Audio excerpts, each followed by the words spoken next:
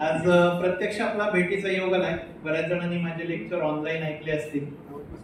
एव्ही मेडिलाईनच्या through त्या ठिकाणी आम्ही गेले जवळपास 3 वर्ष इमर्जन्सी मॅनेजमेंट असू दे किंवा जनरल बाकीचे टॉपिक सुद्धा सर्वसामान्य सर्व डॉक्टरांपर्यंत पोहोचवण्याचा आम्ही प्रयत्न करत होतो.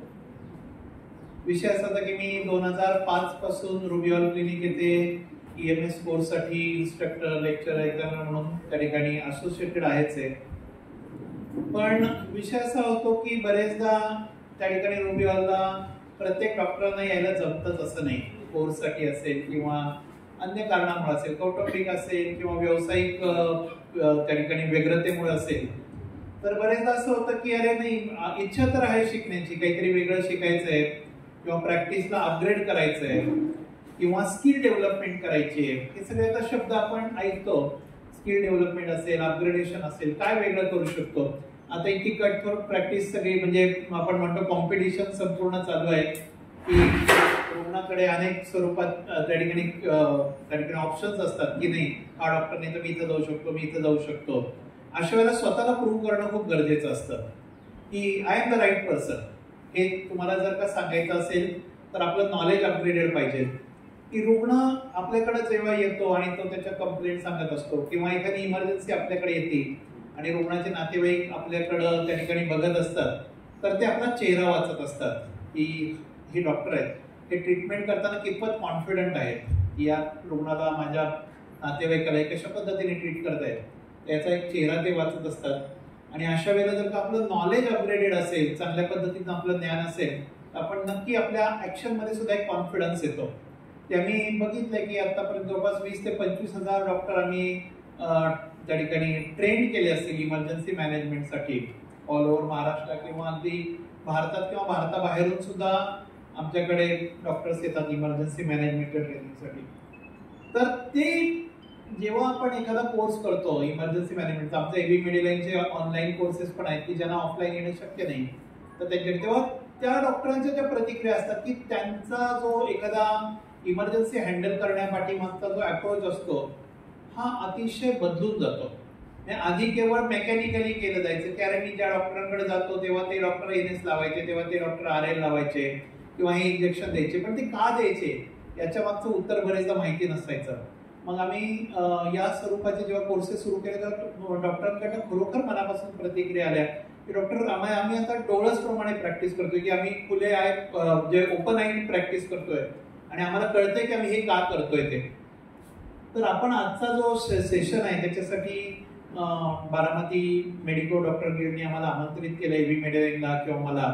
याबद्दल मी संपूर्ण सर्व ज्या संघटना आहेत त्या संघटनेचे आभार मानतो आणि विशेषतः डॉक्टर लोंढे सरांनी आम्हाला या ठिकाणी बोलवलं, आमंत्रित केलं, त्याबद्दल त्यांचे पण आभार.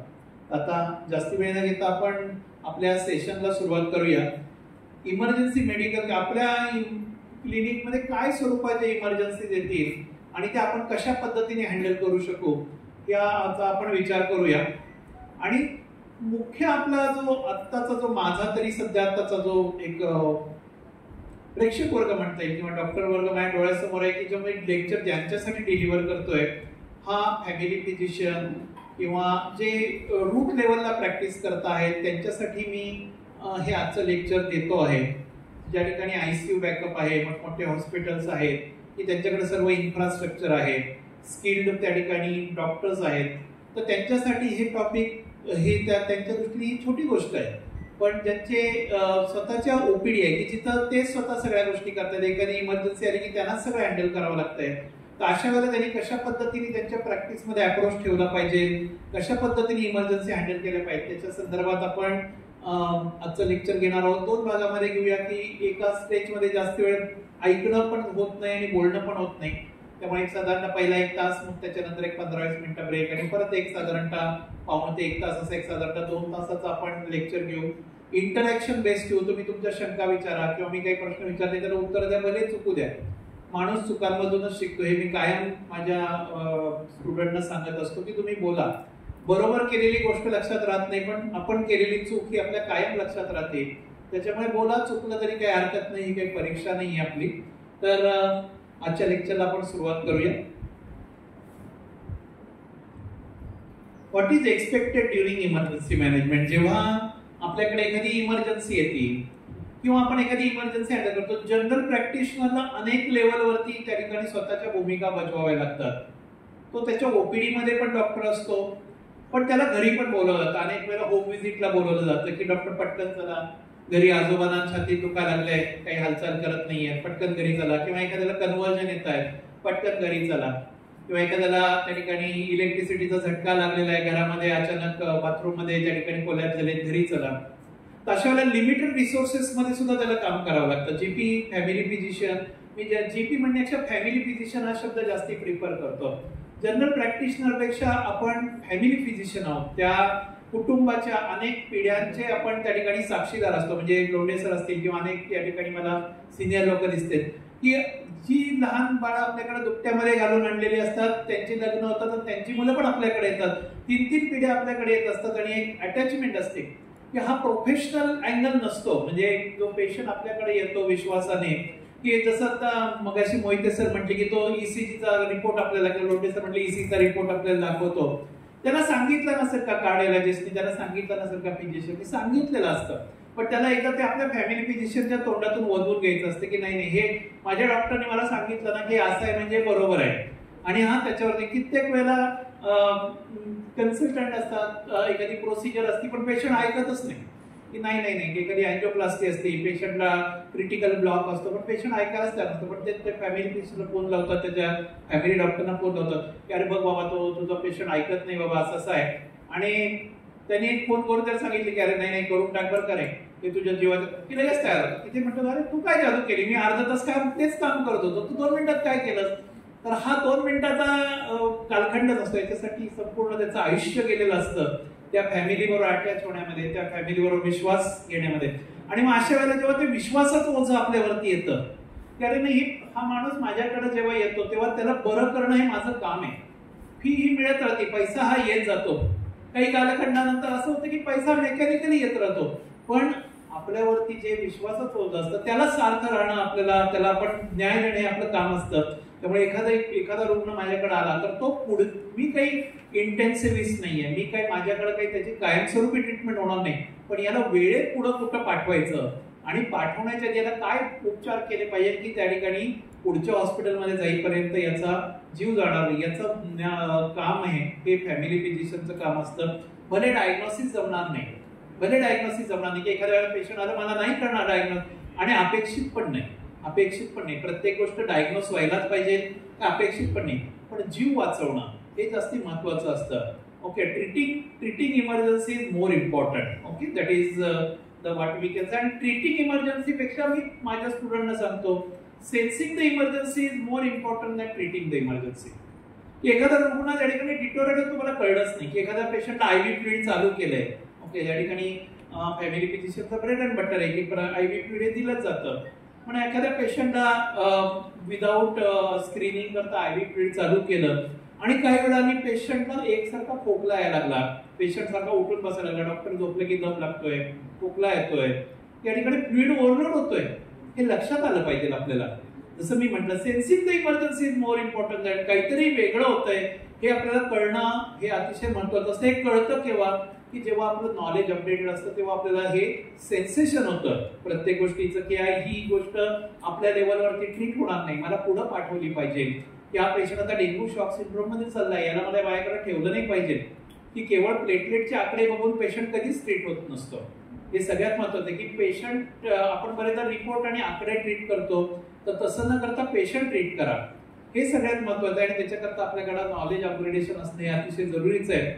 तर आपण जेव्हा एखादी इमर्जन्सी ट्रीट करतोय ती वेगवेगळ्या ठिकाणी ट्रीट करू शकतो. कुठे करतोय, मी प्री हॉस्पिटल सेटअप मध्ये करतोय का इन हॉस्पिटल सेटअप मध्ये करतोय.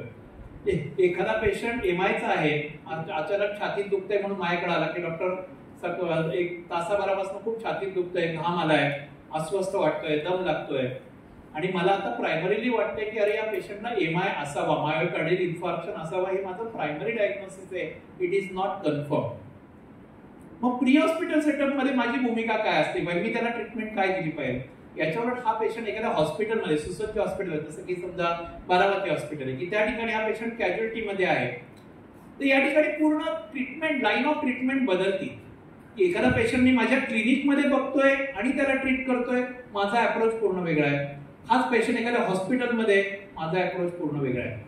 तर या स्वरूपाचं एक आपल्याकडे थिंकिंग डेव्हलप व्हायला पाहिजे की मी माझ्याकडं काय काय रिसोर्सेस आहेत आणि ते बघून मी त्या पद्धतीने पेशंटला ट्रीट केलं पाहिजे.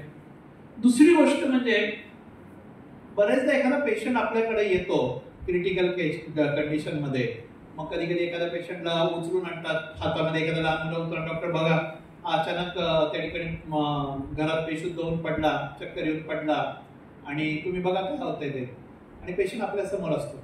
आपण बरेचदा काय करतो, आपली एक मेकॅनिकल कृती असते की आपण पहिलं लगेच बीपी बघायला जातो, पटकन त्याला बीपी आपल्याला स्लो किंवा त्याची पल्स बघू किंवा काहीच नाही झालं तर ईसीजी करू. आपला उद्देश हा मुख्यतः डायग्नोसिस कडे जाणार असतो की बाबा याला का बेशुद्ध पडला असेल, याला का चक्कर आली असेल, याला का छाती दुखत असेल. इकडं आपण जास्ती लक्ष असतं. आपलं लक्ष कशाकडे असतं, डी पार्टकडे असतं. डी म्हणजे डायग्नोसिस. आपला विषय हा डायग्नोसिस कडे जाणार असतो. सगळ्यात पहिल्यांदा जो इमर्जन्सी मॅनेजमेंटचे ज्यांनी कोर्सेस केले किंवा ज्यांनी ट्रेनिंग घेतलेलं आहे ते लोक कधीच पहिल्यांदा बीपी बघायला जाणार नाही, पल्स बघायला जाणार नाही. ते पहिला रिस्पॉन्स बघतील की पेशंटचा रिस्पॉन्स काय. एखादा पेशंट ड्राउझी आहे, ओके, सेमी कॉन्शियस आहे, तर पहिल्यांदा ते काय करतील, त्या खांद्यावर जोरात तोपटतील, तर विचारतील काय होतंय तुला, डोळे उघड, okay, they will check the response. आणि रिस्पॉन्स चेक करून ते ठरवतील की पेशंट कॉन्शियस आहे, सेमी कॉन्शियस आहे का अनकॉन्शियस आहे. एखादा पेशंट तुमच्याशी बोलतोय, तो म्हणतोय की मला छातीत दुखतंय, अस्वस्थ वाटतंय, तो कॉन्शियस आहे. याच्या उलट एखादा पेशंट असा ड्राउझी आहे, पडलेला आहे, काही बोलत नाहीये, तुमच्याशी आपण काही बोलत नाही, पण तुम्ही जोरात त्याच्या खांद्यावर तोपटलं, कानाला चिमटा काढला, त्यांनी तुमच्याकडे डोळे उघडून बघितलं आणि तोंडात आवाज काढला, परत डोळे मिळतील, ही सेमी कॉन्शियस. आणि याच्या उलट एखादा पेशंट अनकॉन्शियस आहे, अनरिस्पॉन्सिव्ह आहे, त्या खांद्यावर तोपटला, अरे डोळे उघड, काय होतंय तुला, पटकन सांग, काहीच बोलत नाही, मी कानाला एक जोराचा चिमटा काढला तरी काही प्रतिसाद दिला नाही, त्याला म्हणतात अनरिस्पॉन्सिव्ह पेशंट, अनकॉन्शियस अनरिस्पॉन्सिव्ह पेशंट. हे बघण्याची का गरज आहे, पण त्या पद्धतीने आपल्याला त्याची उपचार पद्धती ठरवावी लागणार आहे. त्या पद्धतीने आपल्याला त्याची उपचार पद्धती ठरवावी लागणार आहे. याला म्हणतात AVPU स्केल. सोप्या भाषेत त्याला म्हणतात AVPU scale to check the response. A म्हणजे अलर्ट, जो माणूस तुमच्याशी बोलतोय, सांगतोय मला असं होतंय, मला छातीत दुखतंय, तो अलर्ट. एखादा माणूस बोलत नाही पण तुम्ही त्याला विचारलं, तोंडाला थापटे म्हणून काय होतंय तुला, त्याने डोळे उघडलं, तोंडात छातीत दुखतंय थोडं, आणि परत डोळे मिळते, okay. So is responsive to verbal stimuli, responsive to voice. एखाद्या माणसाला प्रश्न विचारले तरी काहीच उत्तर देत नाही, पण एक जोरात कानाला चिमटा काढला, मग त्याने मान हलवली, थोडे डोळे उघडले, परत डोळे मिटले. So is responsive to painful stimuli. ही पेशंटची क्रिटिकल कंडिशन वाढत जात असलेली लक्षणं आहेत किंवा चिन्ह आहेत.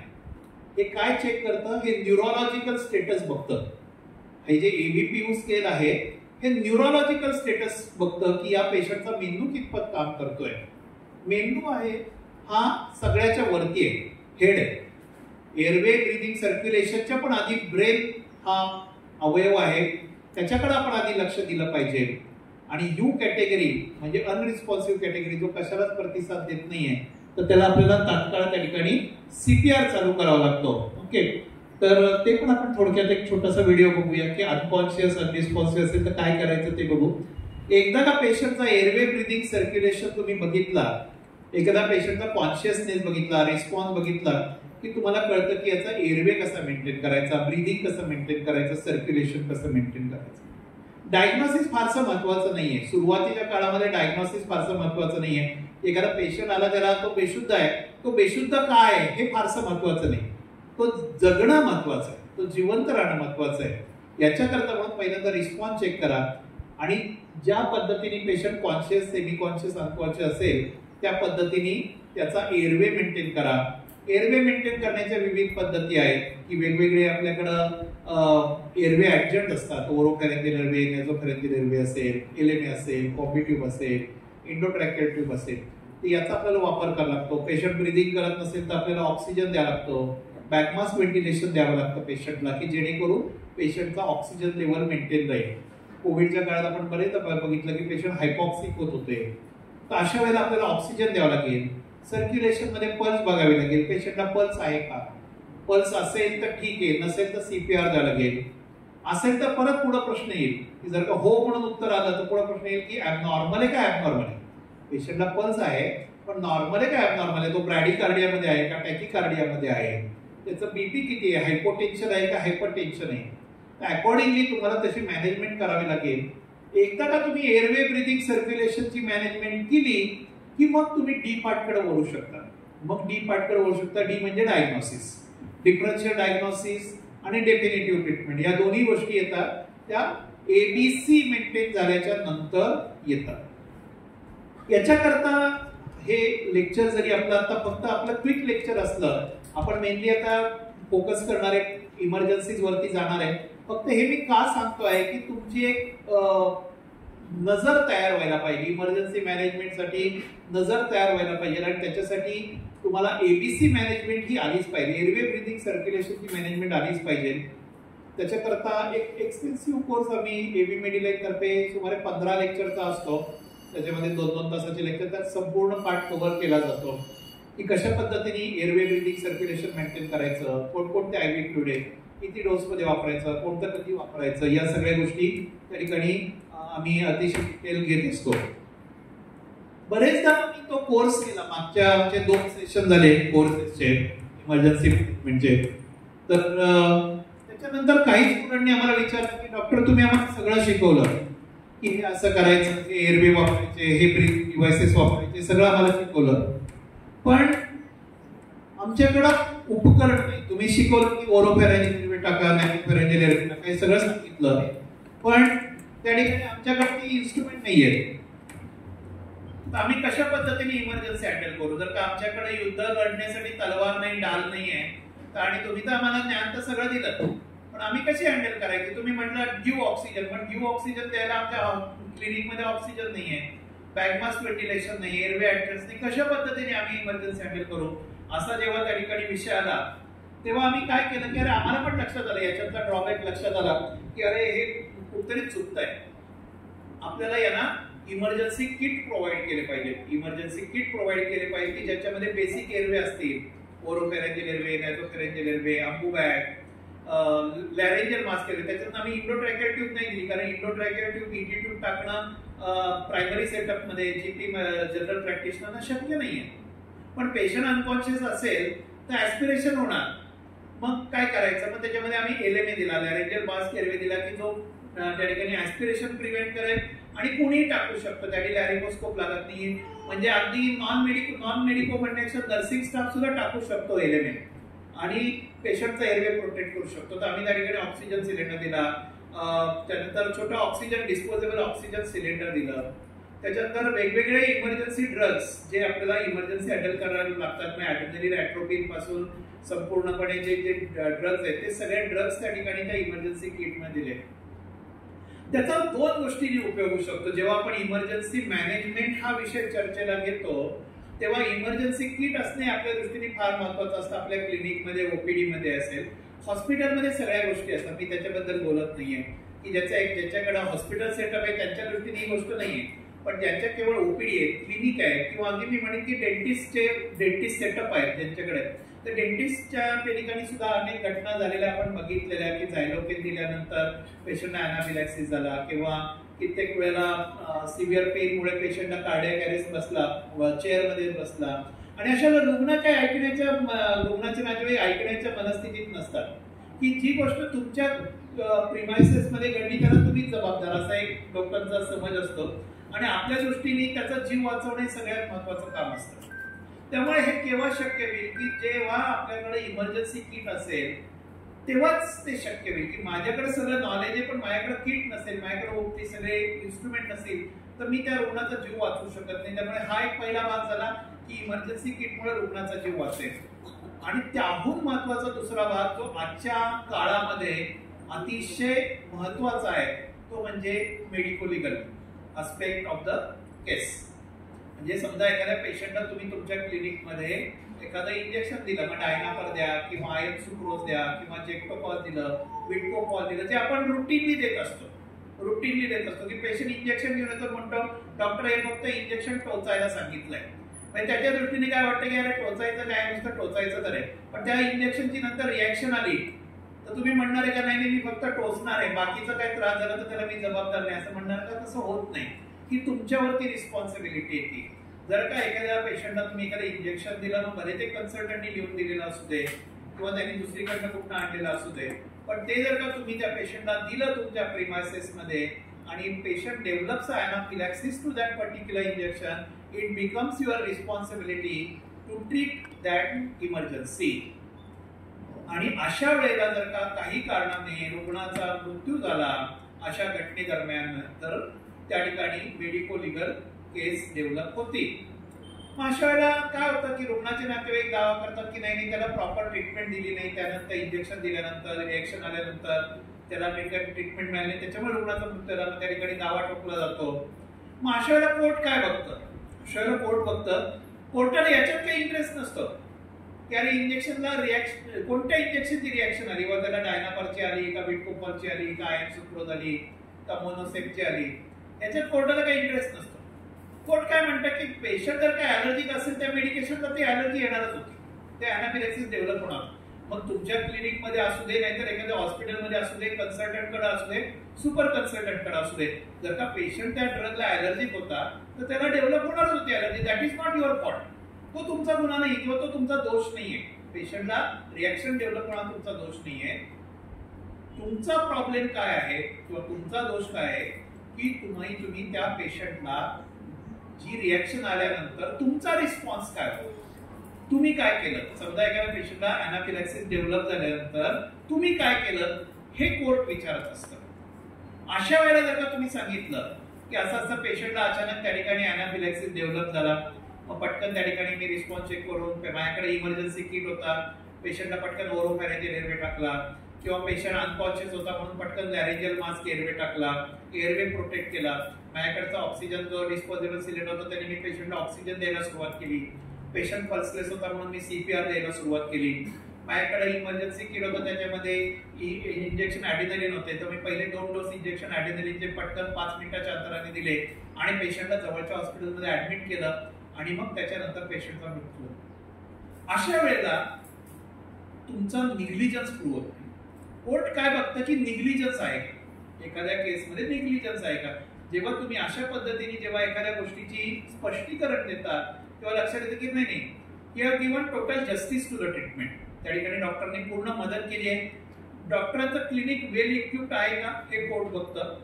की जर का तुम्ही मॉडर्न मेडिसिनची प्रॅक्टिस करणार असाल, मग बीएमएस असो बीएचएमएस असो किंवा कुठल्याही प्रॅक्टिसचे काही असतो, तुम्ही मॉडर्न मेडिसिनची प्रॅक्टिस करणार असाल तर तुम्हाला माहिती आहे का की बाबा डायनापरला रिएक्शन येऊ शकते, मोनोसेपला येऊ शकते, आयर्न सुक्रोजला येऊ शकते, जेक्टोपॉसला येऊ शकते, हो येऊ शकते.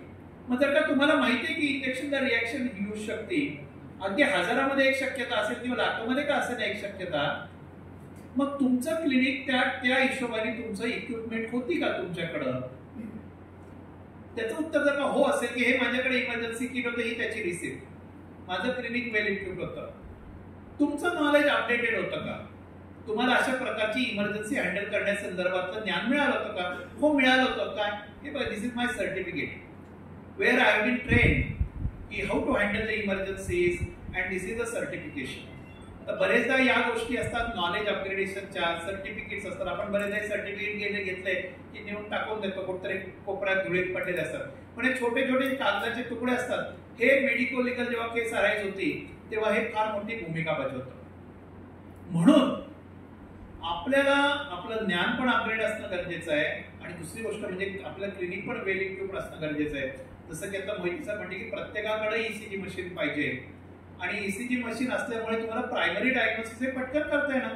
एखादा पेशंट एमआयचा असेल तर तुम्ही एरवी काय करणार, क्वेश्चन मार्क मारणार, आधी पेशंटला रेफर करण्याआधी क्वेरी म्हणून एक टाकणार आणि पुढे पाठवणार. तो प्रश्नचिन्ह तुमच्या ह्याच्यातनं हटून जाणार जर का तुमच्याकडे ईसीजी मशीन असेल. आणि मग नुसतं ईसीजी मशीन असून उपयोग नाही, तर त्या संदर्भातलं ज्ञान पण आपल्याला कसं मिळेल या संदर्भामध्ये आपण वेगवेगळे कोर्सेस केले पाहिजेत. माणूस हा मरेपर्यंत विद्यार्थी असतो, त्यामुळे शिकण्याची प्रक्रिया कुठेही थांबता कामा नये. मेडिकल नॉलेज हे कायम बदलत असतं. आज ज्या गाईडलाईन मी तुम्हाला सांगेन या कदाचित 2025 साली बदलतील. या ज्या गाईडलाईन आहेत, अमेरिकन हार्ट असोसिएशन असेल, युरोपियन रिसर्च काउन्सिल आहे, हे काही मी माझ्या मनाचं सांगत नसतो. आता मी समजा आता पुढचे प्रोटोकॉल काही सांगितले माझ्या मनाचे सांगत नसतो. या गाईडलाईन्स इश्यू केलेल्या असतात रिसर्च काउन्सिलनी आणि त्या गाईडलाईन्स दर 5 वर्षांनी अपडेट होतात किंवा अपग्रेड होतात. की बाबा नाही मागच्या ही गाईडलाईन होती ती आता बदलली. जसं आपण सीपीआरचं म्हणतो, आम्ही जेव्हा सुरुवातीला एकदम सीपीआर शिकलो 2005 साली तेव्हा 15:2 गाईडलाईन होती आणि मग ती बदलत आता 30:2 झाली. अनेक ड्रगच्या गाईडलाईन होत्या त्या बदलत गेल्या की सुरुवातीला कार्डियाक अरेस्टमध्ये ॲट्रोपिन द्या, आता नाही म्हणतात. वेंट्रिक्युलर टॅकीकार्डियाला ॲमॅडारोन द्या, सॉरी लिग्नोकेन द्या, आता ॲमॅडारोन. तर अशा पद्धतीने हे बदल होत राहतात आणि आपलं नॉलेज त्या ठिकाणी आपण अपग्रेडेड ठेवलं.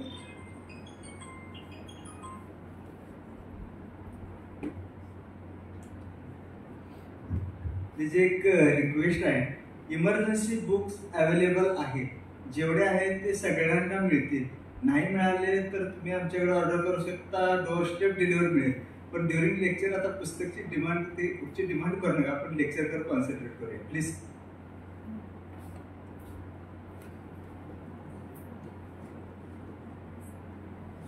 सगळ्यात महत्वाचं या ठिकाणी लिहिलेलं दिसतंय तुम्हाला की don't waste your time in finding out the cause. जेव्हा इमर्जन्सी येईल तेव्हा कॉज फाइंड आउट करण्याच्या मागे लागू नका. ओके, सगळ्यात महत्वाची गोष्ट आहे immediately activate the EMS system, that is a code blue. ज्या ठिकाणी हॉस्पिटल्स आहेत त्या ठिकाणी कोड ब्ल्यू सिस्टीम आपल्याकडची कशा पद्धतीने वर्क होते याचे वारंवार त्या ठिकाणी मॉक ड्रिल घेणं गरजेचं आहे. की जे हॉस्पिटलमध्ये काम करतात त्यांना माहिती आहे की कोड ब्ल्यू कशा पद्धतीने ऍक्टिव्हेट होतो. बरेचदा क्रॅश कार्ड असते. क्रॅश कार्ड म्हणजे की कोड ब्ल्यू आहे. कोड ब्ल्यू म्हणजे काय असतं की ज्याचं सगळ्यांना मी आता परत एकदा सांगतो की मी थोडासा माझा लेक्चरचा पेस असेल किंवा विषयाचं सांगण्याची पद्धत थोडीशी खालच्या लेवलला नेतो, कारण काय होतं की सगळ्यांना सगळ्या गोष्टी माहीत असतील असं नाही. की ऍडल्ट कार्डियाक अरेस्ट किंवा ऍडल्ट अनकॉन्शियसनेसचा जेव्हा आपल्याकडे एखादा पेशंट हॉस्पिटलमध्ये येतो, अनरिस्पॉन्सिव्ह पेशंट असतो, तर त्यावेळेला कोड ब्ल्यू ऍक्टिव्हेट केला जातो तुरंत.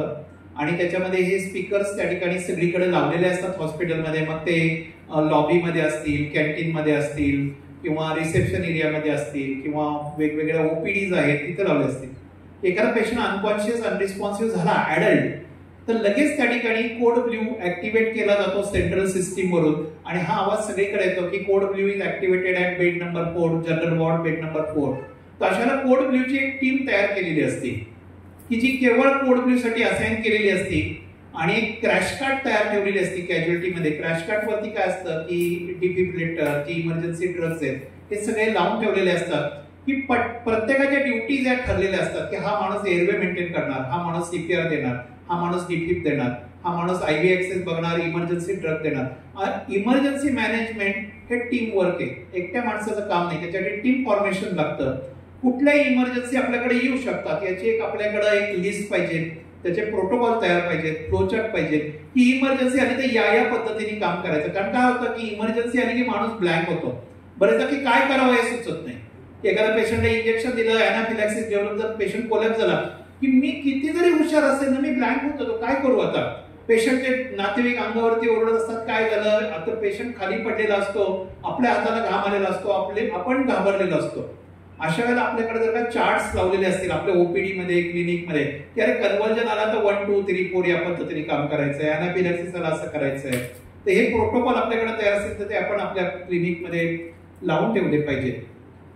इमर्जन्सी टीम वर्क मी परत सांगतो. आणि जर का एखादा जनरल प्रॅक्टिशनर, फॅमिली फिजिशियन हा एकट्याने प्रॅक्टिस करत असेल तर तो टीम कुठून आणेल, तर तो टीम आणेल त्याच्या मित्र परिवारात, त्याच्या त्या एरियामध्ये जे प्रॅक्टिस करणारे डॉक्टर आहेत. जसे तुमच्या वेगवेगळ्या संघटना आहेत, बारामती डॉक्टर गिल्ड आहे किंवा त्या ठिकाणी एखादी छोटा गाव असेल, समजा इथून थोडं छोटं गाव आहे, तिथे एक 12-15 डॉक्टर प्रॅक्टिस करतायत, त्यांनी त्यांचा ग्रुप फॉर्म केलेला आहे. तर आता तुमच्या सगळ्यांचे ग्रुप्स असतील, इथे या भागात सगळ्यांचे ग्रुप असतील, पण ग्रुपवरती काय येतं, दिवसाचे शेकडो मेसेज येतात. Okay, happy birthday, good morning, good evening. आणि अशाला जर का एखाद्या पेशंटच्या, एखाद्या डॉक्टरांच्याकडे ओपीडी मध्ये एखादा इव्हेंट झाला, कार्डियाक अरेस्ट झाला, अॅनाफिलॅक्सिस झाला, त्याला मदतीची गरज आहे, तुमच्या मदतीची गरज आहे, त्याने तो फोन नाही करू शकणार कारण त्याकडे वेळ नाही, समोर इमर्जन्सी, कुठून फोन करेल, किती जणांना करेल, एकाला करेल का 4 जणांना, कोणाला करेल. तो काय करू शकतो, तो ग्रुपवरती टाकेल की अरे माझ्या हॉस्पिटलमध्ये पटकन या, पेशंटचे रिलेटिव्ह व्हायरंट झालेत, माझ्याकडे अॅनाफिलॅक्सिस डेव्हलप झाले. पण इथं वाचायला कोणाला वेळ, 250 मेसेज पडलेले आहेत, कोणीच बघत नाही उघडून, बरोबर ना. अशा वेळेला तुम्हाला काय करायला पाहिजे की तुम्ही एक असोसिएशन लेवलवरती किंवा तुमची छोटे संघटना आहे त्याने ठरवून घ्यायचं की कोणाच्याही क्लिनिकमध्ये कुठलाही अनटुवर्ड इव्हेंट झाला तर ग्रुपचा आयकॉन चेंज करून टाकायचा. ओके, जे आपल्याला त्या ठिकाणी वेगवेगळे आपण व्हॉट्सअपवरती वेगवेगळे आयकॉन आहेत, तर 4 रेड सर्कल जर का त्या ग्रुपच्या आयकॉनच्या जागेवरती आली की समजायचं काहीतरी इमर्जन्सी झाली ग्रुपमध्ये. आता प्रत्येक जण 2-2 मिनिटांनी उडून बघतच असतो की काय आले व्हॉट्सअपवरती. जसं फ्रीज उघडून बघत असतो काय आहे का वेगळं, काय आहे, तसं 2-2 मिनिटांनी माणूस उघडून बघत असतो काय आहे काय वेगळं. तर त्याला जर का अचानक दिसलं की अरे या ग्रुपचा आयकॉनच चेंज झाला, एकदम 4 रेड सर्कल आलेले, 4 रेड सर्कल आले म्हणजे काहीतरी गडबड झाली. तो हातातलं काम बाजूला ठेवेल, सगळे मेसेज फटाफट स्क्रोल करेल आणि बघेल की अरे या XYZ डॉक्टरकडं काहीतरी इव्हेंट झालाय. पटापट तो बाकीचे पण डॉक्टर्स त्या ठिकाणी पोहोचतील आणि त्या ठिकाणी त्या डॉक्टरना मदत मिळेल. सोशल मीडियाचा वापर हा वाईजली केला तर खूप छान पद्धतीने होता, जो आम्ही एबी मेडिलाईननी करून घेतला. कोविडच्या काळामध्ये संकट होतं ते आमच्यासाठी वरदान झालं. जसं म्हणतो आपण की disaster are sometime helpful for the patient, for the doctors or for the society. की त्यातनं माणूस शिकतो, एखादी दुर्घटना घडते त्यातनं माणूस शिकतो आणि त्याच्यातून तो पुढे जातो. तसंच सोशल मीडियाचा पण वापर आपण हा करून घेतला पाहिजे. ठीक आहे, काही जसं मी आता तुम्हाला पुढे दाखवेन की छोटा डिफिब्रिलेटर AED म्हणतो आपण त्याला, तो इंडिव्हिज्युअल लेवलला गेला मला नाही परवडत. माझ्या ओपीडीला पण माझे इथं समजा 10 डॉक्टर आहेत, त्यांनी मिळून एकत्र ठरवलं की नाही आपण एक AED घेऊया. अचानक जर का कोणाकडे काही इव्हेंट झाला तर पटकन आपल्याला वापरता येईल, आपण एक फंड काढून घेऊया. तर अशा पद्धतीने एक आपण म्हणतो ना की एक एकत्रित येऊन आपली प्रॅक्टिस कशी अपग्रेड करता येईल याचा विचार त्या ठिकाणी करणं गरजेचं आहे. तर आता आपण सगळ्यात एक CPRच्या बद्दल बोलूया आणि AED बद्दल बोलूया, म्हणजे की त्याच्यामध्ये आपल्याला कळेल की पेशंट अनकॉन्शियस झाल्यानंतर काय करायचं, कॉन्शियस सेमी कॉन्शियस असताना काय करायचं ते आपण नंतर बघूया. एखादा पेशंट तुमच्याकडे क्लिनिकमध्ये बसलाय, OPD मध्ये बसलेला आहे, आजोबा आहे, आणि अचानक बाहेर आवाज आला जोराचा, सगळे ओरडायला लागले म्हणून तुम्ही बाहेर जाऊन बघितलं तर एक आजोबा अचानक खाली कोसळले, जमिनीवरती कोसळले. कशा पद्धतीने जाणार, पहिली स्टेप काय करणार? पहिल्यांदा मी सांगितलं रिस्पॉन्स. ओके, पहिला रिस्पॉन्स बघा. त्याच्या आधी व्हॉट्सअपकडे लाल सर्कल टाकायला जाऊ नका. ओके, तर कदाचित सिंक्रोपल अटॅक असेल. तर पहिल्यांदा रिस्पॉन्स बघा. कसा रिस्पॉन्स बघणार? खांद्यावरती जोरात थोपटायचं, नाव माहिती समजा आजोबा काय होतं, डोळे उघडा. आजोबा डोळे उघडले, प्रतिसाद दिला, ठीक आहे. नाही दिला, कानाला चिमटा काढला. कानाला चिमटा काढला पण काहीच प्रतिसाद नाही दिला, याला म्हणायचं अनरिस्पॉन्सिव्ह. ज्याला आपण सडन कोलॅप्स म्हणतो, सडन कोलॅप्स. अशा वेळेला मात्र पटकन पुढची स्टेप म्हणजे कॉल फॉर हेल्प. त्याची पुढची स्टेप म्हणजे पटकन कॉल फॉर हेल्प. पटकन कॉल फॉर हेल्प कोणाला द्यायची? दोघांना द्यायची. एक म्हणजे सोसायटीला, तुमचे जे काही डॉक्टरांचे ग्रुप आहेत, तुम्ही ज्यांना कोणाला मदतीला बोलवतो त्यांना बोलवा. आणि दुसरी म्हणजे कार्डियाक ॲम्ब्युलन्स, व्हेरी इम्पॉर्टंट. की पटकन तुमच्या जवळ स्टाफ आहे, समजा एखादा तुमची रिसेप्शनिस्ट आहे किंवा तुमच्याकडे जो कोणी आहे त्याला सांगा की 108 किंवा तुमच्याकडे तो नंबर पाहिजे की कार्डियाक ॲम्ब्युलन्सचा नंबर काय. हे तुमच्याकडे आपल्याकडे मित्र परिवारांचे सगळे नंबर भरलेले असतात, पण इमर्जन्सीमध्ये कुठली ॲम्ब्युलन्स बोलवायची, ॲम्ब्युलन्सचा नंबरच आपल्याकडे नसतो, ब्लड बँकेचाच नंबर नसतो. हे इमर्जन्सी नंबर आपल्या मोबाईलमध्ये कायमस्वरूपी पाहिजे किंवा ते चार्ट वरती लावून लिहून ठेवा आपल्या क्लिनिकमध्ये, OPD मध्ये. या ठिकाणी कार्डियाक ॲम्ब्युलन्सच का बोलवायची बरं? Yes, very correct. Defibrillator. The cause of sudden collapse in adult patient is mostly a cardiac arrest. अचानक एखादा माणूस कोसळतो खाली, पुढच्या क्षणाला आता ठीक होता, पुढच्या क्षणाला कोसळला, याचं मेन कॉज असतं कार्डियाक अरेस्ट. आणि याच्यासाठी केवळ तुम्ही ट्रेंड असणं गरजेचं नाही, तुमचा स्टाफ ट्रेंड असणं खूप गरजेचं असतं. स्टाफ ट्रेंड दोन गोष्टी करता स्टाफ ट्रेंड असणं गरजेचं असतं. म्हणजे तुमचं क्लिनिक असेल, OPD असेल, हॉस्पिटल असेल, नर्सिंग होम असेल, हा स्टाफ ट्रेन करणं गरजेचं. एक की डॉक्टर नसताना एखादा पेशंट आला की डॉक्टरचं OPD वगैरे 9 ते 12 सकाळी आणि पेशंट 9 वाजून 10 मिनिटांनी आला आणि सडनली त्या ठिकाणी कोलॅप्स झाला आणि त्याला मदत मिळाली नाही, तर इट बिकम्स ऑफेन्स. अशा वेळेला जर का तुमच्या स्टाफने जर का काही मदत केली तर तो एक फायदा होईल. आणि दुसरी गोष्ट म्हणजे सगळ्यात महत्वाची, जी आम्ही गेल्या कित्येक काही वर्षांमध्ये अगदी अनुभवतोय आणि आमचे जवळचे मित्र आम्ही गमावतोय, डॉक्टरना स्वतःलाच काढायचं. डॉक्टरना स्वतः, माझे काही मित्र आहेत की जे पेशंट तपासता कोलॅप्स झालेले OPD मध्ये खाली कोसळले आणि पटकन त्या ठिकाणी त्याला उचलून, म्हणजे जवळच्या हॉस्पिटलमध्ये, आता याचं हॉस्पिटल आहे पण it is a small hospital, so त्या ठिकाणी फार काही मदत त्यामुळे जवळच्या टर्शरी मेडिकल सेंटरला, इन्स्टिट्यूटला नेलं गेलं आणि तोपर्यंत डेथ झालेली होती. अगदी 30-40 वर्षाचे सुद्धा त्या ठिकाणी माझे डॉक्टर मित्र आहेत हे गेलेले. आत्ता रिसेंटली म्हणजे 10-15 दिवसापूर्वीची घटना म्हणजे माझ्या डॉक्टरांचा मुलगा, माझ्या डॉक्टर मित्र आहेत त्यांचा मुलगा 19 वर्षाचा, बाहेर चहा पीत बसलेले 4 मित्र गप्पा मारता मारता सडनली कोलॅप्स झाला गेला. 19 वर्षाचा. पोस्ट कोविड या घटना खूप वाढल्या. कोविडच्या नंतर कोॲग्युलोपॅथी आणि MI आणि स्ट्रोक ज्याचं आपल्याला जस्टिफिकेशन देता येऊ शकत नाही की बाबा याला काही प्रीडिस्पोजिंग कॉज काही नाहीये, पण त्यांना होत असताना आपल्याला दिसत आहे. त्यामुळे जर का तुम्हाला किंवा मला किंवा आपल्याला अचानक जर का ओपीडी मध्ये काही झालं, आपण कोलॅप्स झालो, तर आपल्याला कोण मदत करणार? तर आपला स्टाफ मदत करणार. त्यांना जर का आपण प्रॉपर ट्रेन केले असेल तर आपल्याला बरोबर मदत मिळणार. ही सगळ्यात महत्वाची गोष्ट आहे. या सगळ्या ठिकाणी मी जेव्हा जेव्हा गेलो या डॉक्टर मित्रांच्या क्लिनिकला, ओपीडीला, हॉस्पिटलला, नंतर जेव्हा भेट दिली आणि बोललो लोकांशी, त्यांच्या स्टाफशी, बोललो काय झालं त्याने असं सर अचानक पडले, मग तुम्ही काय केलं? आम्ही काय केलं, पटकन आलो, त्यांना घेतलं, उचललं, गाडीत घातलं आणि जवळच्या हॉस्पिटलला नेलं. पण तिथं गेले आणि डॉक्टर म्हटले की नाही आता काय उपयोग नाही, उशीर झाला, तुम्हाला यायला उशीर झाला. तुम्हाला यायला उशीर झाल्याचा अर्थ काय नाही झाले, पण तरी आता त्याला डिफिब्रिलेशन देता आलं असतं किंवा काही अजून काही ऍडव्हान्स उपचार देता आले तर काहीच दिलं नाही. ते म्हणजे काय आता काय उपयोग नाही. आता काय उपयोग नाही म्हणजे काय झाली? Brain death. काय झाली? Brain death. ब्रेन डेथ ही इरिव्हर्सिबल असते. ओके, ब्रेन डेथ ही इरिव्हर्सिबल असते, तुम्ही काही करू शकत नाही. कशामुळे ब्रेन डेथ होती? ऑक्सिजन न मिळाल्यामुळे. आम्ही थोडस सोपं करतोय, जे सिनियर आहेत किंवा जे कन्सल्टंट, सुपर कन्सल्टंट, त्यांनी थोडस माफ करा की ब्रेन डेथ का होते, एखादा रुग्ण का मरतो. कारण अनेक असते. हायपरटेन्शन असेल, हायपोग्लायसेमिया असेल, हायपरग्लायसेमिया असेल, रोड ट्रॅफिक ऍक्सिडेंट असेल, MI असेल, काय वाटेल ते कारण असेल, स्नेक बाईट असेल, इलेक्ट्रोक्युशन असेल, काही का कारण असेल. डेथचं कारण काही का, रकाने काही भरा तुम्ही, फॉर्म 4A मध्ये किंवा 4 मध्ये काही भरा, पण डेथ का होती? हृदयक्रिया थांबली, श्वास थांबला. श्वास थांबल्यामुळे ऑक्सिजन मिळायचा थांबला. तो ऑक्सिजन मेंदूपर्यंत कशाने जातो? ब्लडच्या थ्रू जातो. Through the blood it goes to the brain. जेव्हा मेंदूला ऑक्सिजन मिळत नाही तेव्हा त्या ठिकाणच्या पेशी आहेत, सेल्स आहेत, त्या मरायला सुरुवात होते, डेथ व्हायला सुरुवात होते, ज्याला नेक्रोसिस म्हणतो. तर ब्रेन सेल त्या ठिकाणी नेक्रोज व्हायला लागतात, त्याची डेथ होती आणि ही इरिव्हर्सिबल असते. असं नाही होत की मी 10 मिनिटांनी पेशंटला ऑक्सिजन चालू केला, 10 मिनिटांनी पेशंटची हृदयक्रिया चालू केली म्हणजे त्या परत मेंदूमधल्या पेशी परत काम करतील का? नाही. ज्या काही पेशी मेल्या त्या कायमस्वरूपी मेल्या. तर माझा आता त्या ठिकाणी तुम्हाला काही लोकांना प्रश्न आहे, ज्यांनी आधीचे सेशन अटेंड केले त्यांनी उत्तर नाही दिलं तरी चालेल, की तुमच्याकडे एखादा रुग्ण आहे किंवा तुमच्या घरामध्ये एखादा कोणी व्यक्ती आहे किंवा तुमच्या आजूबाजूला कोणी की जो बोलता बोलता अचानक कोसळला, श्वास घेतो अचानक खाली पडला, तुम्ही पटकन बघितलं, रिस्पॉन्स चेक केला, अनरिस्पॉन्सिव्ह होता. छातीकडे नजर टाकली तर छाती वर खाली होत नाही.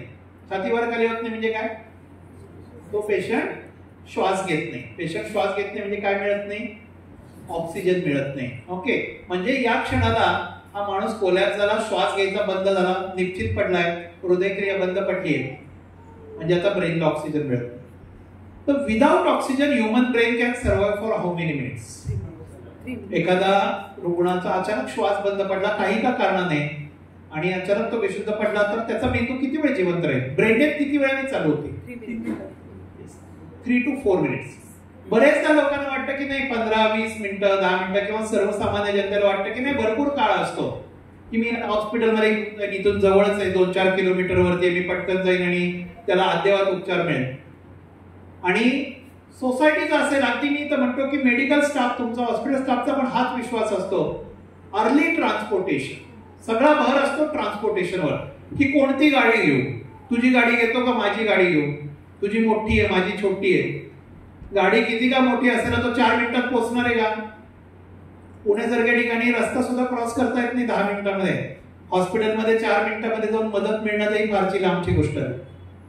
त्याच्यामुळे या रुग्णाला आपण काही 4 मिनिटांमध्ये, ज्याचा श्वास बंद पडलाय, ऑक्सिजन बंद पडलाय, याला काय आपण 4 मिनिटांमध्ये हॉस्पिटलला नेऊ नाही शकत. त्याच्यामुळे आपल्याला मेंदूचा रक्त पुरवठा आणि ऑक्सिजन पुरवठा सुरळीत करणे हे अतिशय गरजेचं असतं, की ज्याच्यामुळे आपल्याला पेशंटची ब्रेन डेथ टाळता येते.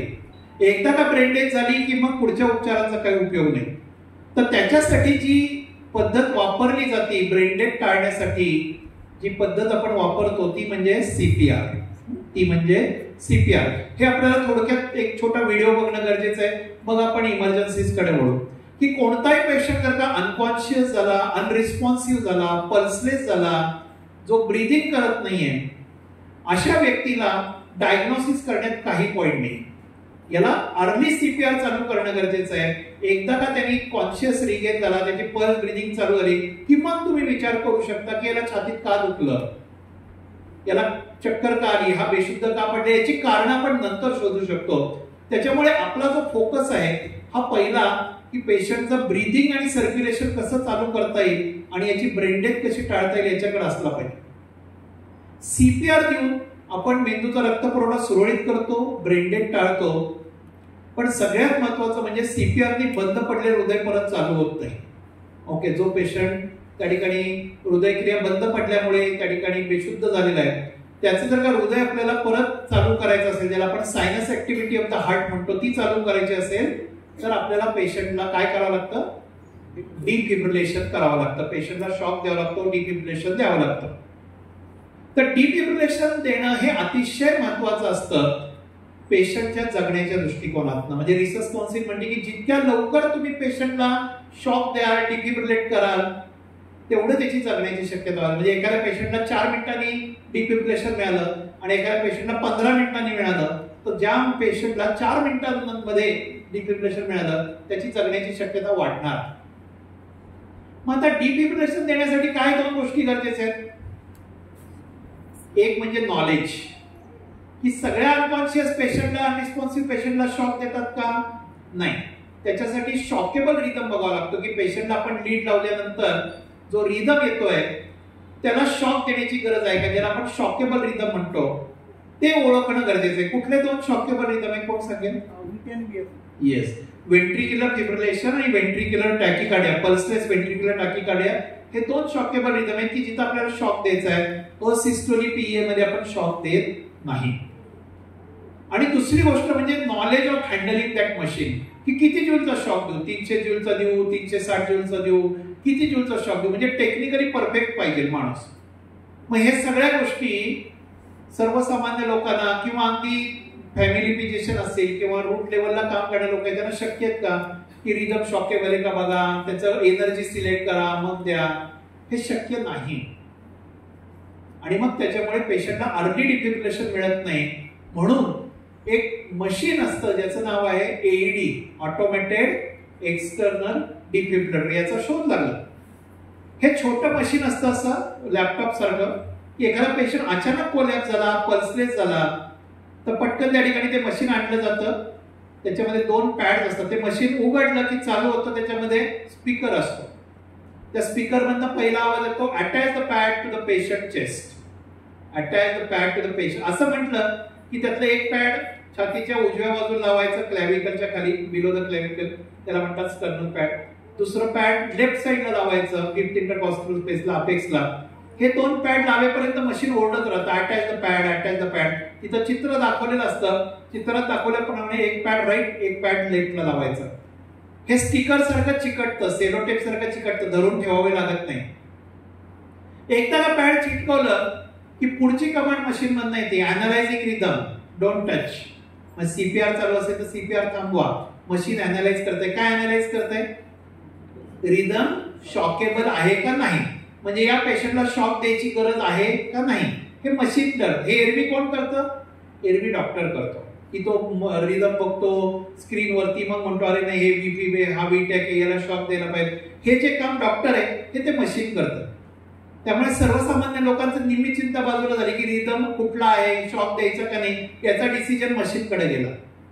काही सेकंदामध्ये मशीन सांगतं rhythm is shockable, shock the patient, rhythm is shockable, shock the patient. मग तिथे एक रेड कलरचं बटन असतं त्या मशीनवरच, ते फक्त दाबायचं की शॉक डिलिव्हर होतो. एनर्जी सिलेक्ट करावी लागत नाही, किती जूलचा शॉक द्यायचा ते ठरवावं लागत नाही, फक्त बटन दाबायचं की मशीन त्या ठिकाणी शॉक डिलिव्हर करतं. शॉक डिलिव्हर झाला की परत सीपीआर चालू करायचं. शॉक किती वेळाने द्यायचा? समजा एखादा पेशंट अनकॉन्शियस कोलॅप्स झालाय, आणि रिदम शॉकेबल आहे, मशीननी सांगितलं रिदम शॉकेबल आहे, शॉक द्या, मी शॉक दिला. पुढचा शॉक कधी द्यायचा? 2 मिनिटं.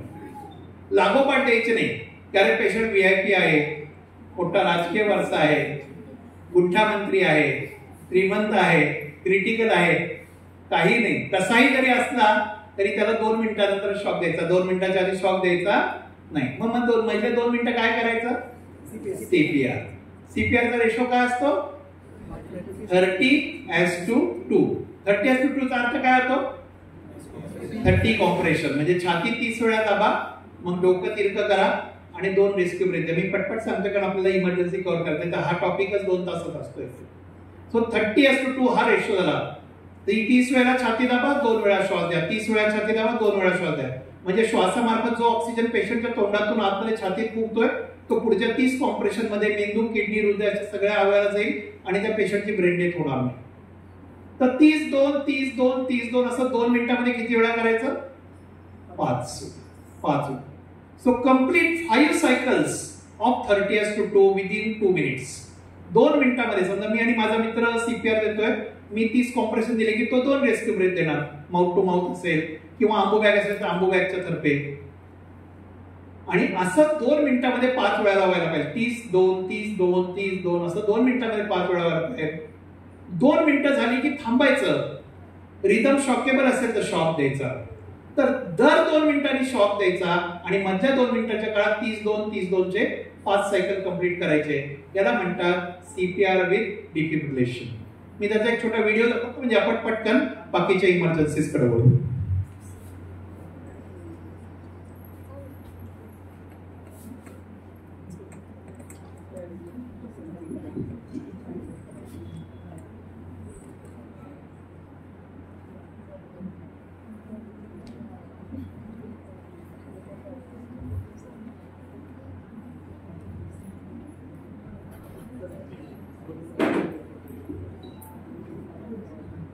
याला ऑडिओ आउटपुट नाही म्हणून मी तुम्हाला तोंडी सांगतोय की या ठिकाणी एक इमर्जन्सी आहे. ऑडिओ आउटपुट नाही.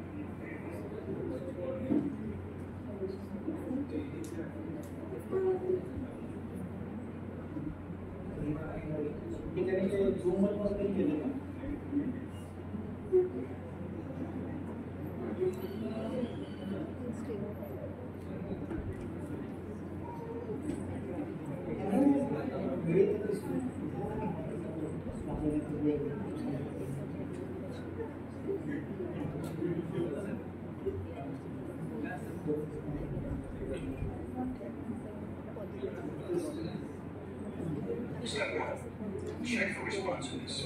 Tap and shout, are you all right?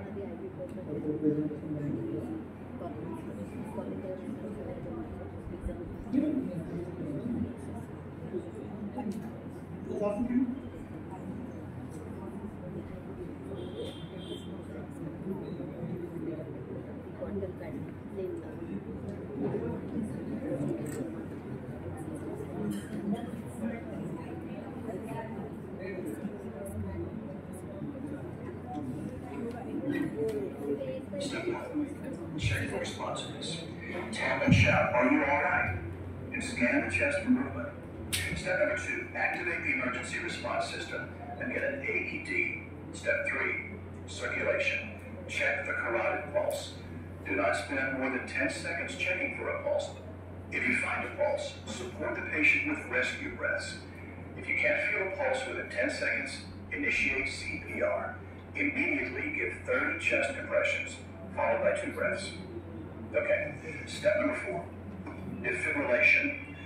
As soon as possible, connect an AED or defibrillator, and if indicated, deliver a shock. Let's take a look at how the BLS steps come together in an arrest situation with an unconscious patient. Here's our case scenario.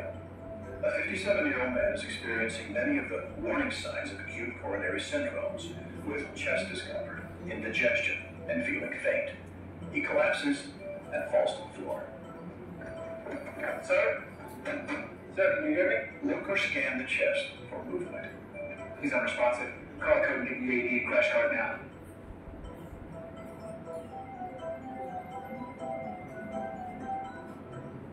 One, two, three, 4, 5, 6, 7, 8, 9, 10, 11, 12, 13, 14, 15, 16, 17, 18, 19, 20, 21, 22, 23, 24, 25, 26, 27, 28, 29, 30.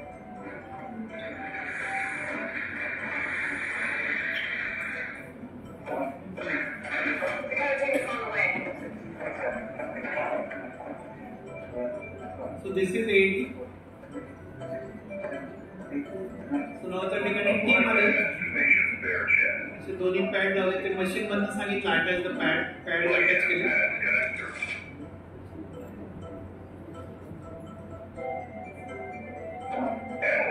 Okay, stay mad. Stay clear of patient. Shock advised. Charging. Stay Ready clear to of shock? patient. I'm clear, we're clear, we're all clear. Press the shock button now. Begin with compression. 2, 3.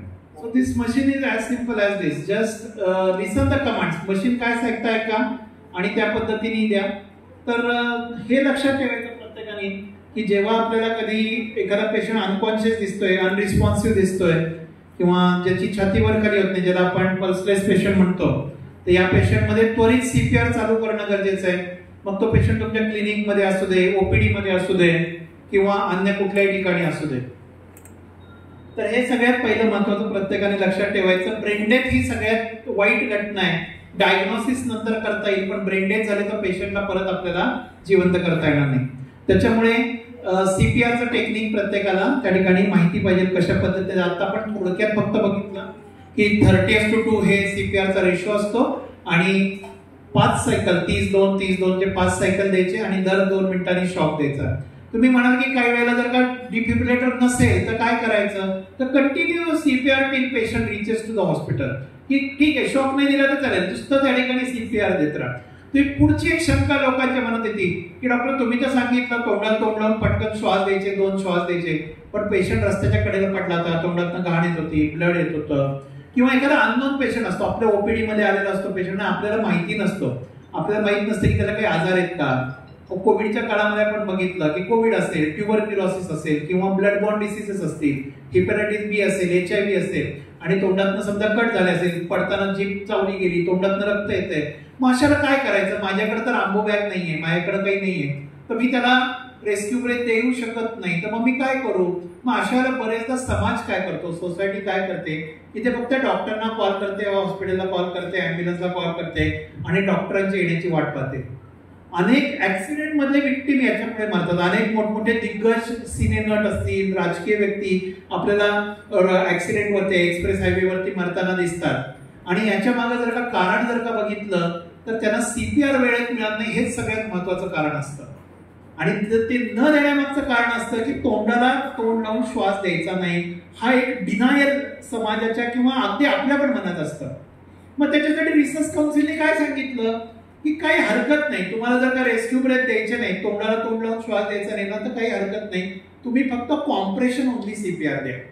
Compression only CPR म्हणजे काय की एखादा patient pulseless आहे, तो breathing करत नाही, अनरिस्पॉन्सिव्ह आहे, तर त्याच्या छातीच्या मध्यभागी त्या ठिकाणी कॉम्प्रेशन हे लक्षात ठेवा, डावीकडे दिले जात नाहीत.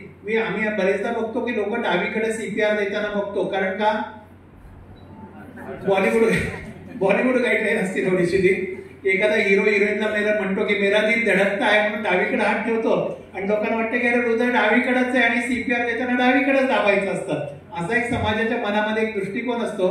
तर सीपीआर कधी, कॉम्प्रेशन कधी डावीकडे दिले जात नाहीत, ते छातीच्या मध्यभागी स्टर्नम वरती दिले जातात आणि ते देताना 100 ते 120 मिनिटाला 100 ते 120 या गतीने दिले पाहिजे. खूप हळू देऊन उपयोग नाही, खूप जोरात देऊन उपयोग नाही.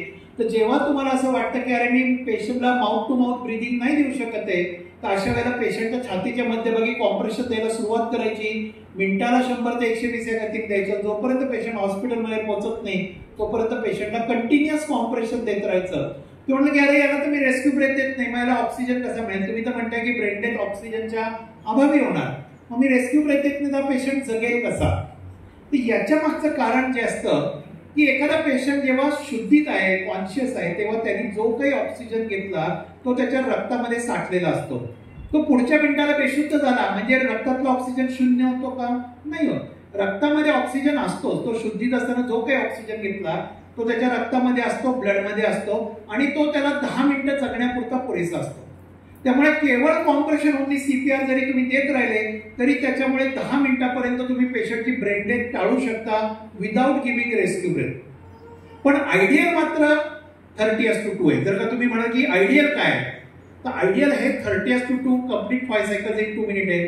पण काही इव्हेंट्स आहेत की जिथं देऊ शकत नाही, तिथं मात्र तुम्ही काहीच न करण्यापेक्षा, केवळ डॉक्टरांची वाट पाहण्यापेक्षा किंवा हॉस्पिटलमध्ये जाण्याची वाट पाहण्यापेक्षा तुम्ही फक्त पेशंटच्या छातीवरती मध्यभागी मिनिटाला 100 ते 120 या गतीने कॉम्प्रेशन द्या. साधारणतः 5 ते 6 सेंटीमीटर छाती खाली गेली पाहिजे. आणि हा जो CPR आहे हा सोसायटीला शिकवा.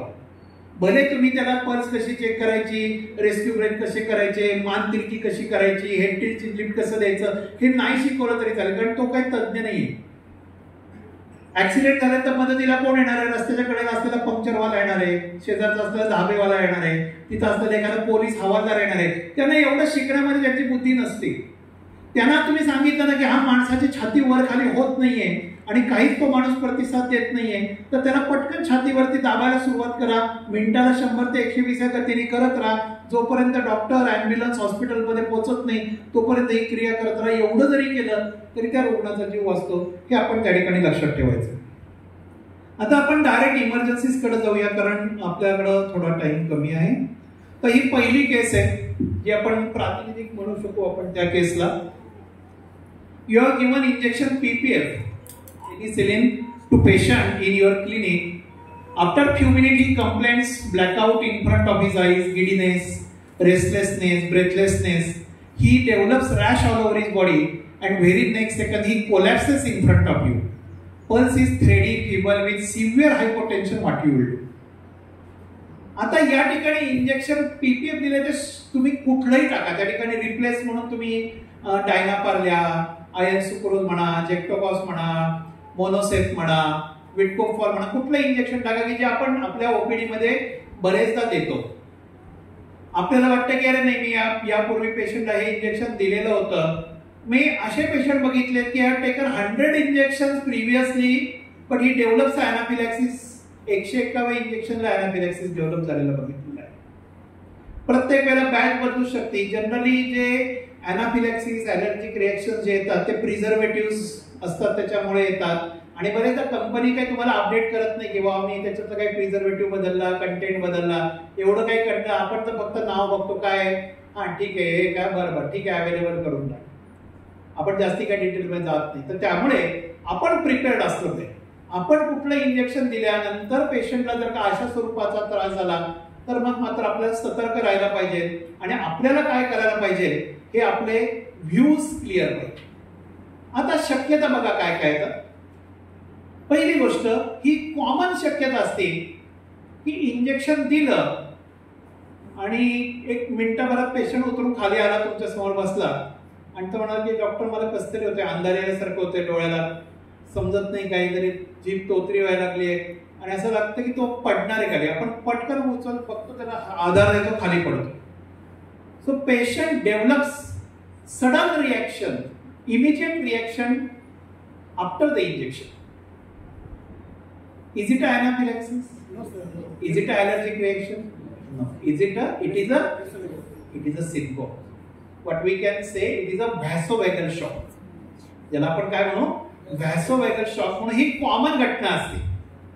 पण पेशंटचे रिलेटिव्ह मात्र त्याला स्वरूप काय देतात, डॉक्टरने दिलेल्या इंजेक्शनला रिएक्शन आली. ओके, किंवा आपल्याला जर का त्याच्या मागची पॅथोफिजियोलॉजी माहित नसेल तर आपण पण घाबरून जातो की अरे बाबा मी इंजेक्शन दिलं, पेशंटला रिॲक्शन आले, आपण पटकन डेक्सा कुठे आहे, हे कुठे आहे, काय पटकन आपण त्या ठिकाणी इंजेक्शन द्यायला बघतो. It doesn't require any treatment. It doesn't require any treatment. Just give shock position. Just give shock position. काय असते shock position? Give head low आणि elevate the legs by at least 1 feet, 6 inches to 1 feet. हा patient समजा जमिनीवर तुमच्या समोर पडलाय, तुमच्या टेबलच्या बाजूला खुर्चीवरनं खाली त्या ठिकाणी तुम्ही पडलाय, झोपलाय ना, त्याला खाली झोपू द्या. काही त्याला उचलून बेडवरती नेऊ नका. आपल्याला पहिली काही असते, आपण 4 लोकांना त्याला उचलून पटकन बेडवरती घे, काही गरज नाही बेडवरती घ्यायची. जेवढी मुवमेंट कराल तेवढा ब्रेनचा ब्लड सप्लाय डिस्टर्ब होणार आहे, लक्षात ठेवा. इंटरप्ट होणार आहे, लक्षात ठेवा. त्यामुळे ज्या ठिकाणी तो खाली पडलाय त्याच ठिकाणी पडू द्या. फक्त त्याचे पाय उचलून खुर्चीवरती ठेवा. फक्त पाय उचलून खुर्चीवर ठेवा. त्यांनी काय होईल? पायाकडचं रक्त त्याला की मेंदूकडे जाईल. पायाकडचं रक्त कशामुळे त्याला चक्कर आली, कशामुळे त्यांनी, दिस इज ओनली न्यूरोलॉजिकल सिम्पटम्स. तुम्ही जर का नीट बघितलं तर त्याला स्किनवरती काहीही नाही झालेलं. त्याला रॅश आलेलं नाही, त्याला इचिंग नाहीये, रेडनेस नाहीये, बाकी कुठल्याही सिस्टीम त्या ठिकाणी इन्व्हॉल्व्ह झालेल्या आपल्याला दिसत नाहीये. फक्त आणि फक्त ब्रेन त्या ठिकाणी आपल्याला हॅम्पर झालेला दिसतोय. आणि तो कशामुळे झाला? Reduced blood supply to the brain. कशामुळे झालंय? भीती, एन्झायटी, इंजेक्शनची भीती आधीच मनामध्ये होती. आपल्याला माहिती आहे की फ्राईट अँड फिअर, भीती असली कुठल्याही स्वरूपात आपल्या मनात भीतीची भावना निर्माण झाली की काय होतं? आपली वेगस नर्व स्टिम्युलेट होती. That is a vagus stimulation झाले की काय होतं? Sudden bradycardia vasodilatation. Sudden bradycardia vasodilatation. त्यामुळे काय होतं? ब्लड सप्लाय जो ब्रेन कडे जाणार आहे तो सडनली रिड्यूस होतो. वॅसोडायलेटेशन होतं, ब्रॅडिकार्डिया होतो आणि पेशंट सडनली त्या ठिकाणी ब्रेनचा ब्लड सप्लाय कमी होतो आणि मेंदूकडे रक्त पुरवठा कमी झाला की पेशंटला अचानक सिंकोपल अटॅक येतो. तर वॅसोवॅगल शॉक येण्यामागं कारण हे केवळ भीतीपोटी मेंदूला कमी झालेला रक्तपुरवठा हे आहे. त्याच्यामध्ये इंजेक्शनचा काही सहभाग नाही. की कुठलंही इंजेक्शन असू दे, कुठल्याही ब्रँडचं असू दे, काही असू दे, हा काही त्याला ॲलर्जिक रिॲक्शन नाही, हा काही अनाफिलॅक्सिस नाही, हा काही अनाफिलॅक्टिक शॉक नाही. कारण मल्टी सिस्टीम प्रेझेंटेशन या ठिकाणी नाही. कुठल्याही स्वरूपाची ॲलर्जी, अनाफिलॅक्सिस डेव्हलप होण्यासाठी वेळ लागतो.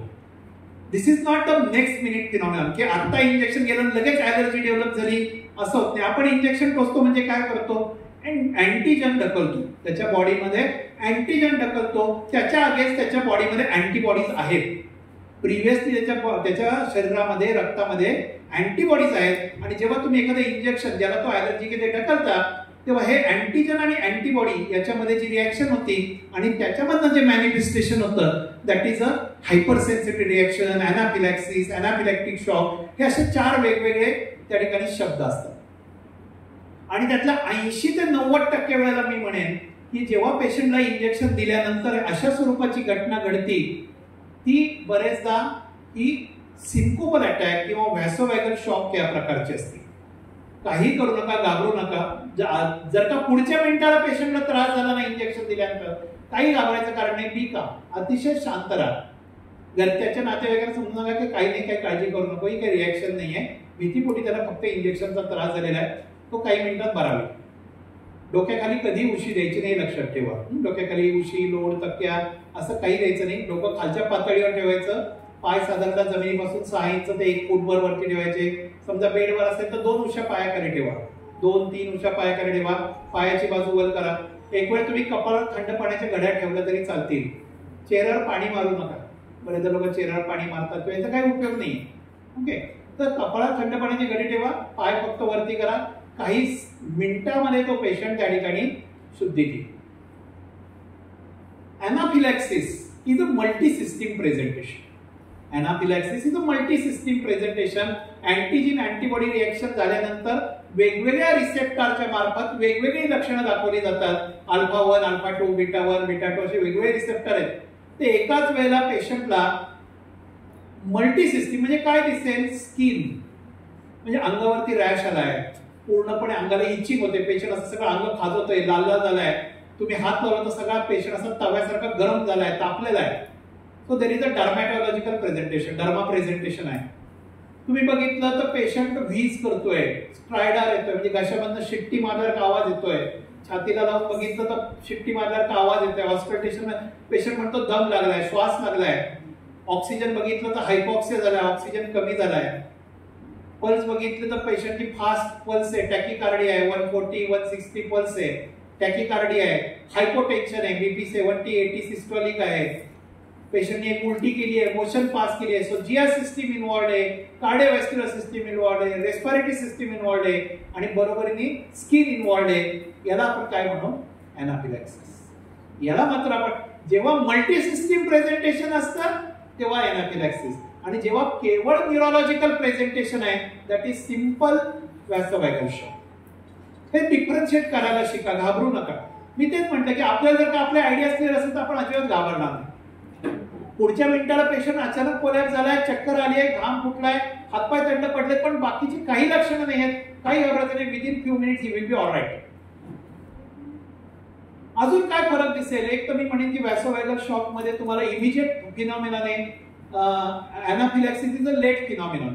म्हणजे काही मिनिटांनी, काही तासांनी, अगदी तुम्हाला दुसऱ्या दिवशी सुद्धा पेशंट घेऊन येईल एनाफिलॅक्सिसची लक्षणे घेऊन की डॉक्टर का ते सिप्रोफ्लॉक्सासिन दिली, नॉरफ्लॉक्सासिन दिली, ओफ्लॉक्सासिन दिली, आणि मग ती खाल्ली, काल एक गोळी खाल्ली किंवा काही नाही, दुसरी गोळी खाल्ल्यानंतर मला अंगावरती खाज यायला लागली, थोडं श्वास घ्यायला त्रास व्हायला लागला, जरा छातीत घरघर येते.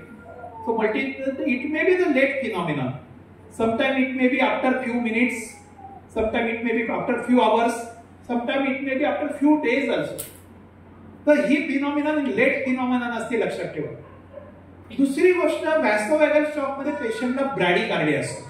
म्हणजे तुम्ही पेशंटची पल्स बघितली तर यू विल गेट ब्रॅडीकार्डिया, पल्स कमी झालेली असते. याच्या उलट जर का एनाफिलॅक्सिस मध्ये बघितलं तर दॅट इज अ टॅकिकार्डिया. पेशंट टॅकीमध्ये असतो, फास्ट फिबल 3D अशी पल्स असते, अशी जोरदार थरथर थरथर लागते आपल्याला. So that is a hypotension is common in both, दोन्हीमध्ये हायपोटेन्शन मिळेल.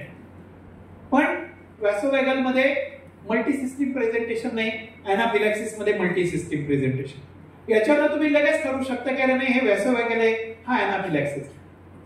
आता याच्यामध्ये अजून पुढच्या काही तुम्हाला बारकावे सांगतो का, कारण ट्रीटमेंट बदलणार, तुमची ट्रीटमेंट बदलणार. म्हणून वॅसोवॅगल शॉक मध्ये काही ट्रीटमेंट नाही, फक्त ऍश्युरन्स, हेडलो पोझिशन, एलिव्हेट द लेग, एवढीच ट्रीटमेंट आहे. बाकी डेक्सा बिक्सा काही देण्याच्या भानगडीत पडण्याची गरज नाही. अगदी आयव्ही ऍक्सेस, आयव्ही लाईन घेण्याची सुद्धा काही गरज नाही. He will be all right within few minutes. पुढचा एखादा पेशंट आहे ज्याला तुम्ही इंजेक्शन दिलं किंवा एखादं टॅबलेट दिली, मेडिसिन दिलं, आणि आफ्टर फ्यू मिनिट्स, साधारणतः अर्धा तास, एक तास किंवा अगदी दुसऱ्या दिवशी पण तो आला, म्हटला की डॉक्टर तुमच्या इंजेक्शनची रिॲक्शन आली, तुमच्या औषधाची ॲलर्जी आहे, तुमच्या गोळीची रिॲक्शन आली. काय झालं, ते काय अंगाला खाज सुटली, सगळं नुसतं अंग खाजवते, रेडनेस आलाय, संपूर्ण गांध्या आल्यात आणि मला खूप त्रास होतोय. So there is a dermatological skin presentation आहे. ओके, स्किन प्रेझेंटेशन आहे. पण तुम्ही त्याला विचारलं की अरे तुला काही श्वास घ्यायला त्रास होतोय का, दम लागतोय का, हायपॉक्सिया आहे का, किंवा काही व्हीज आहे का? नाही, तसं काही नाही, श्वास घ्यायला काही त्रास होत नाही, मला बाकी काही त्रास होत नाही. तुम्ही ऑस्कल्ट केलं, बघितलं, काही नाही, ऑक्सिजन पण चांगला आहे, 98% 91% आहे. सो रेस्पिरेटरी प्रेझेंटेशन काही नाही. तुम्ही त्याचा बीपी बघितला, पल्स बघितलं तर बीपी पण चांगला आहे, 120/80 आहे, पल्स अराउंड 70 to 80 आहे. म्हणजे प्रेझेंटेशन काय आहे, फक्त skin. Okay, derma, skin is involved. त्याला काय म्हणायचं, याला म्हणायचं hyper sensitivity reaction. Hyper sensitivity reaction काय काय ट्रीटमेंट द्यायला गेलेला, discontinue the medicine, start antihistaminic and if required steroids. So तुम्ही एव्हिल डेक्सा, एव्हिल वायसोलॉन किंवा अट्रॅक्स वायसोलॉन किंवा जे काही तुम्हाला निवर समजा द्यायचे असेल अँटीहिस्टॅमिनिक तर देऊ शकता. But you will not require ॲड्रेनलिन. याला ॲड्रेनलिनची काही गरज नाही. अजून एक दुसरा पेशंट आहे, त्याला तुम्ही इंजेक्शन दिलं किंवा एखादं मेडिसिन दिलं आणि तो एक अर्ध्या तासाने, 1 तासाने आला, डॉक्टर तुमच्या इंजेक्शनचा त्रास झाला, रिॲक्शन आली, पेशंटला त्रास झाला, काय झालं? तो म्हटलं की नाही, ते घरी गेलो आणि थोडा बसलो, जरा जेवण वगैरे करायला विचार करत होतो, तर कानाशी सुजायला लागले, कान लाल व्हायला लागले, डोक्यात खाज यायला लागली, अंगाला खाज यायला लागली, सगळं अंगावरती लाल लाल लाल सगळी रॅश झाली आणि पेशंटला शिट्टी सारखा आवाज येतोय, श्वास घ्यायला त्रास होतोय. Okay, is craving for oxygen.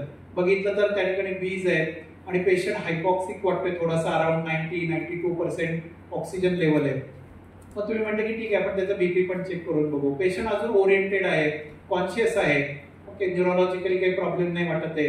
BP बघितलं तर बीपी मात्र ठीक आहे, 120/T किंवा 110/80 वगैरे. म्हणजे कार्डिओव्हॅस्क्युलर सिस्टीम काय अजून इन्व्हॉल्व झाली नाही. कुठल्या सिस्टीम इन्व्हॉल्व झाल्या? स्किन आणि रेस्पिरेटरी. स्किन आणि रेस्पिरेटरी सिस्टीम मात्र इन्व्हॉल्व झाले, पण कार्डिओव्हॅस्क्युलर सिस्टीम मात्र इंटॅक्ट आहे, काही प्रॉब्लेम नाही. याला काय म्हणणार? याला म्हणणार anaphylactic reaction, but not a shock. जेव्हा मी शॉक हा शब्द वापरतो तेव्हा हायपोटेन्शन इज मस्ट. बरेच आपण सहज म्हणून टाकतो, अरे काय ते काल इंजेक्शन दिलं त्यांच्याकडे, त्या डॉक्टरांच्याकडे पेशंटला अॅनाफिलॅक्टिक शॉक झाला, मग काय काही नाही, त्याला एव्हिल दिलं, डेक्सा दिलं, मग बरं झालं. शॉक मध्ये अॅनाफिलॅक्टिक शॉक मधला पेशंट कधीच अँटीहिस्टॅमिनिक आणि स्टिरॉइड मध्ये बरा होऊच शकत नाही. ॲड्रेनलिन हे लागणारच, must. ॲड्रेनलिन is the only drug which can prevent the mortality in anaphylactic shock. No other drug will prevent the mortality in anaphylactic shock.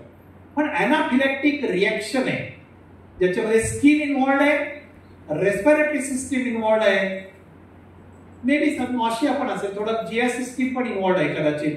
तो म्हणजे की एखादी उलटी पण झाली, मग अशी थोडी एक उलटी झाली मोठी, जिया सिस्टीम पण अजून कार्डिओव्हॅस्क्युलर सिस्टीम काही इन्व्हॉल्ड नाहीये.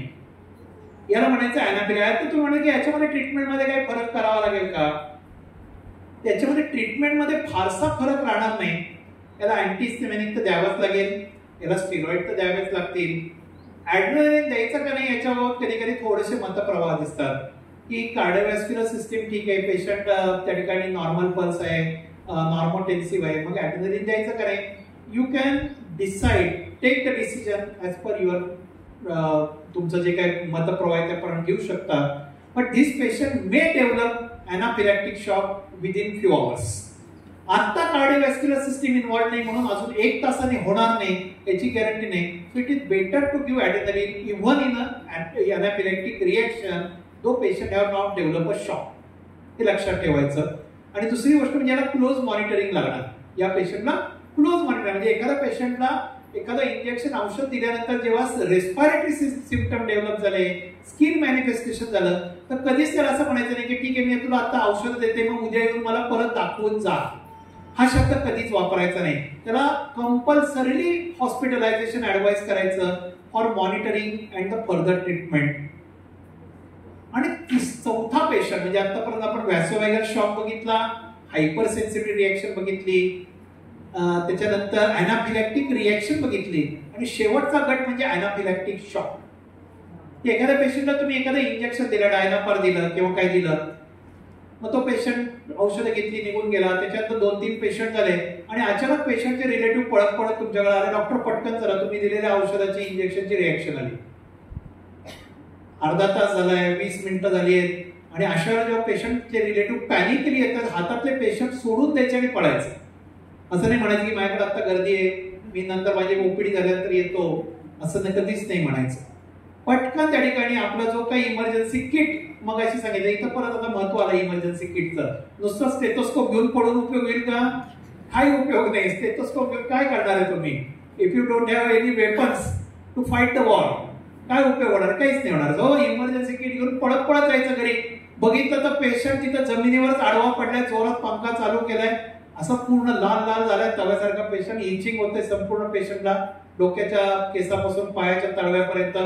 पेशंट गास्पिंग आहे, म्हणजे त्या ठिकाणी श्वास घेण्यासाठी धडपडतोय, ऑक्सिजन मिळत नाही त्याला त्या ठिकाणी स्ट्रायडॉर घशातनं शिट्टी मारल्यासारखा आवाज येतोय, स्पाझम आहे, रेस्पिरेटरी स्पाझम आहे. पल्स बघितली तर पल्स लागतच नाही किंवा थोडी 3D फिबल, एकदम 140-160 अशी पल्स आहे. बीपी बघितलं तर मे बी रेकॉर्डेबल असेल किंवा नसेल, मे बी 60-70 असेल, 80 असेल. हा पेशंट मात्र काय आहे? अॅनाफिलॅक्टिक shock. Half of the patients from this category will die within first hour. यातले 50% रुग्णांचा मृत्यू पहिल्या 1 तासात होऊ शकतो if they don't get adrenaline in time. या पेशंटला हॉस्पिटलमध्ये गेल्यानंतर 15 मिनिटांनी ॲड्रेनलिन मिळालं तर कदाचित जगणार नाही. पण त्याला त्या क्षणाला तुम्ही ॲड्रेनालिन दिलं तर जगण्याची शक्यता कित्येक पट वाढेल. डोंट फ्रायटन, घाबरू नका. ॲड्रेनालिन बद्दल लोकांना अशी भीती वाटते, वो जिसका नाम नाही लेते, असं एक मनात भीती असते, अरे ते इंजेक्शन आहे का तुझ्याकडे, ते इंजेक्शन आहे ते, त्याला ॲड्रेनालिन हा शब्द पण नको वाटतं. म्हणजे जसं आपण म्हणतो ना की अनाफिलॅक्सिस इज लाईक अ नाईटमेअर, म्हणजे त्याची चर्चा सुद्धा नको वाटते की अरे नको, म्हणजे ती घटना ते जे आहे ते दुसऱ्याच्या दवाखान्यात घडावं, माझ्याकडे नको बाबा हे असं. तर सगळ्यात महत्वाचं म्हणजे adrenaline can save the life of the patient. Adrenaline is the only drug which can prevent the mortality. बरेचदा डॉक्टर लोक काय करतात, नाही पहिल्या हायड्रोकॉट देऊन बघतो, एपॉर्लिन देऊन बघतो, डेक्सा देऊन बघतो, एबी देऊन बघतो, नाही फरक पडला तर ॲड्रेनालिन देतो, त्याचा काही उपयोग नाही. If it is a confirmed anaphylactic shock, don't hesitate to give adrenaline. And don't hesitate to give adrenaline in the right dose, at the right time and at the right place. हे सगळ्यात महत्वाचं आहे. कसं द्यायचं, किती द्यायचं, कुठं द्यायचं. आता पहिलं ॲड्रेनालिन द्यायचं हे तर आपल्याला कळलं, बाकीचं तर आपण तज्ञ, आपण इतके सगळे वर्ष प्रॅक्टिस करतोय. आपण पुढे स्लाइड मध्ये बघू की स्टेरॉइड कुठले वापरायचे, अँटीहिस्टॅमिनिक कुठले वापरायचे वगैरे वगैरे. आता मुख्य चर्चा ॲड्रेनालिनची की जिथं कन्फर्म अनाफिलॅक्टिक रिॲक्शन किंवा अनाफिलॅक्टिक शॉक आहे, जिथं मल्टी सिस्टीम प्रेझेंटेशन आहे, स्किन, रेस्पिरेटरी सिस्टीम इन्व्हॉल्ड आहे, जिया सिस्टीम इन्व्हॉल्ड दिसते, कार्डिओव्हास्क्युलर सिस्टीम पण आली आहे, शॉक आहे, हायपोटेन्शन आहे, टॅकी आहे, अशा वेळेला मला ॲड्रेनालिन द्यायचं हे मला माहिती आहे. पहिली गोष्ट कसं द्यायचं, IV, सबक्यूट, इंट्रामस्क्युलर. कसं द्यायचं, बरं अजून कोण, सबक्यूट. बरं आता समजा हा पेशंट तुमचं क्लिनिक, असं गृहीत धरू की तुमचं हॉस्पिटल नाही, तुमचं क्लिनिक आहे किंवा ओपीडी आहे किंवा ते नर्सिंग होम आहे धरू किंवा डे केअर युनिट आहे असं गृहीत धरू, आणि या पेशंटला कन्फर्म अनाफिलॅक्टिक शॉक डेव्हलप झालाय. तुम्ही पेशंटला ओरोफर वगैरे लावलं आहे आणि पेशंटला अनाफिलॅक्टिक शॉक मध्ये पेशंट आहे, तर सबक्यूट किती लोक देणार ते मला सांगा. मग नंतर इंट्रामस्क्युलरचा विचार करू, आयव्हीचा विचार करू. बरं सबक्यूट काही लोक आहेत. बरं इंट्राव्हेनस आयव्ही किती जणांना वाटतं की द्यावं लागेल या पेशंटला इमिजिएट आयव्ही, आणि इंट्रामस्क्युलर किती लोकांना वाटतं. Okay, it's a very good sign, your knowledge is updated. So it is the intramuscular route is preferred in a early management of anaphylactic shock or anaphylactic reaction. Subacute का द्यायचं नाही याचं कारण म्हणजे there is no peripheral circulation.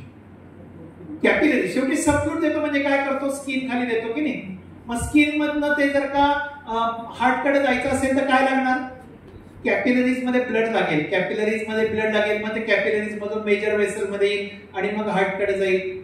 जर काही इथं patient hypotension मध्ये, जेव्हा पेशंटचं बीपी 90 सिस्टोलिकच्या खाली जातं तेव्हा peripheral blood supply cut off होतो, फक्त सेंट्रल ब्लड सप्लाय त्या ठिकाणी ऍक्टिव्हेटेड असतो. अशा वेळेला सबक्यूट दिलेलं ॲड्रेनालिन हे कधीच सर्क्युलेशन मध्ये येत नाही आणि कधीच त्याचा उपयोग होत नाही. So subcut is out of question. Subcut route is out of question in a confirmed anaphylactic shock. What about the intravenous route? IV route का द्यायचा नाही, तर IV route देऊ शकतो पण तो कधीही प्रायमरी मॅनेजमेंट म्हणून दिला जात नाही, तो ICU मॅनेजमेंट म्हणून दिलं जातं. की हा पेशंट हॉस्पिटलमध्ये गेलाय, ICU मध्ये आहे आणि मला आता पेशंट ॲड्रेनालिन द्यावं लागतंय, तर मग मात्र त्या ठिकाणी IV ॲड्रेनालिन हे वापरलं जातं. आणि IV ॲड्रेनालिनचे साईड इफेक्ट हे फार मोठ्या पद्धतीने, it is a cardiotoxic drug. So you will get so many arrhythmias, cardiac arrhythmias develop होतील, पेशंट ऑलरेडी टॅकी मध्ये आहे. So it will cause n number of problem for you if you give it through the IV route in your primary setup. म्हणून ते कायम हॉस्पिटलमध्ये ICU मध्ये देण्याचे reserve असतं. प्रायमरी सेटअप मध्ये कधीही, प्रायमरी ट्रीटमेंट मध्ये सुद्धा म्हणेन मी, जरी हॉस्पिटलमध्ये पेशंट असेल तरी सुद्धा की पहिलाच डोस लगेच कधीच इंट्राव्हेनस दिला जात नाही. If 2 doses of intramuscular are failed then only the intravenous adrenaline is tried. हे लक्षात ठेवायचं. त्यामुळे IV बाजूला गेलं, सबक्यूट बाजूला गेलं, इंट्रामस्क्युलर द्यायचं हे आपल्याला कळलं. कन्फर्म अनाफिलॅक्टिक शॉक मध्ये, कन्फर्म अनाफिलॅक्टिक रिॲक्शन मध्ये ॲड्रेनालिनची अँप्यूल किती मिलीग्रॅमची असते, किती ml ची असते. 1 ml is equal to 1 milligram. तुम्ही जर का अँप्यूल घेतली वाचली, कायम एक सवय लावा. आपण जे कुठलं इंजेक्शन देतो, जे कुठलं मेडिसिन देतो, जे कुठलं आयव्ही फ्लुइड देतो, त्याच्यामध्ये कंटेंट काय आहे आणि किती मिलीग्रॅम आहे हे वाचायला कायम लक्षात ठेवा. तो 1 ml adrenaline is equal to 1 milligram. 1 ml is equal to 1 milligram.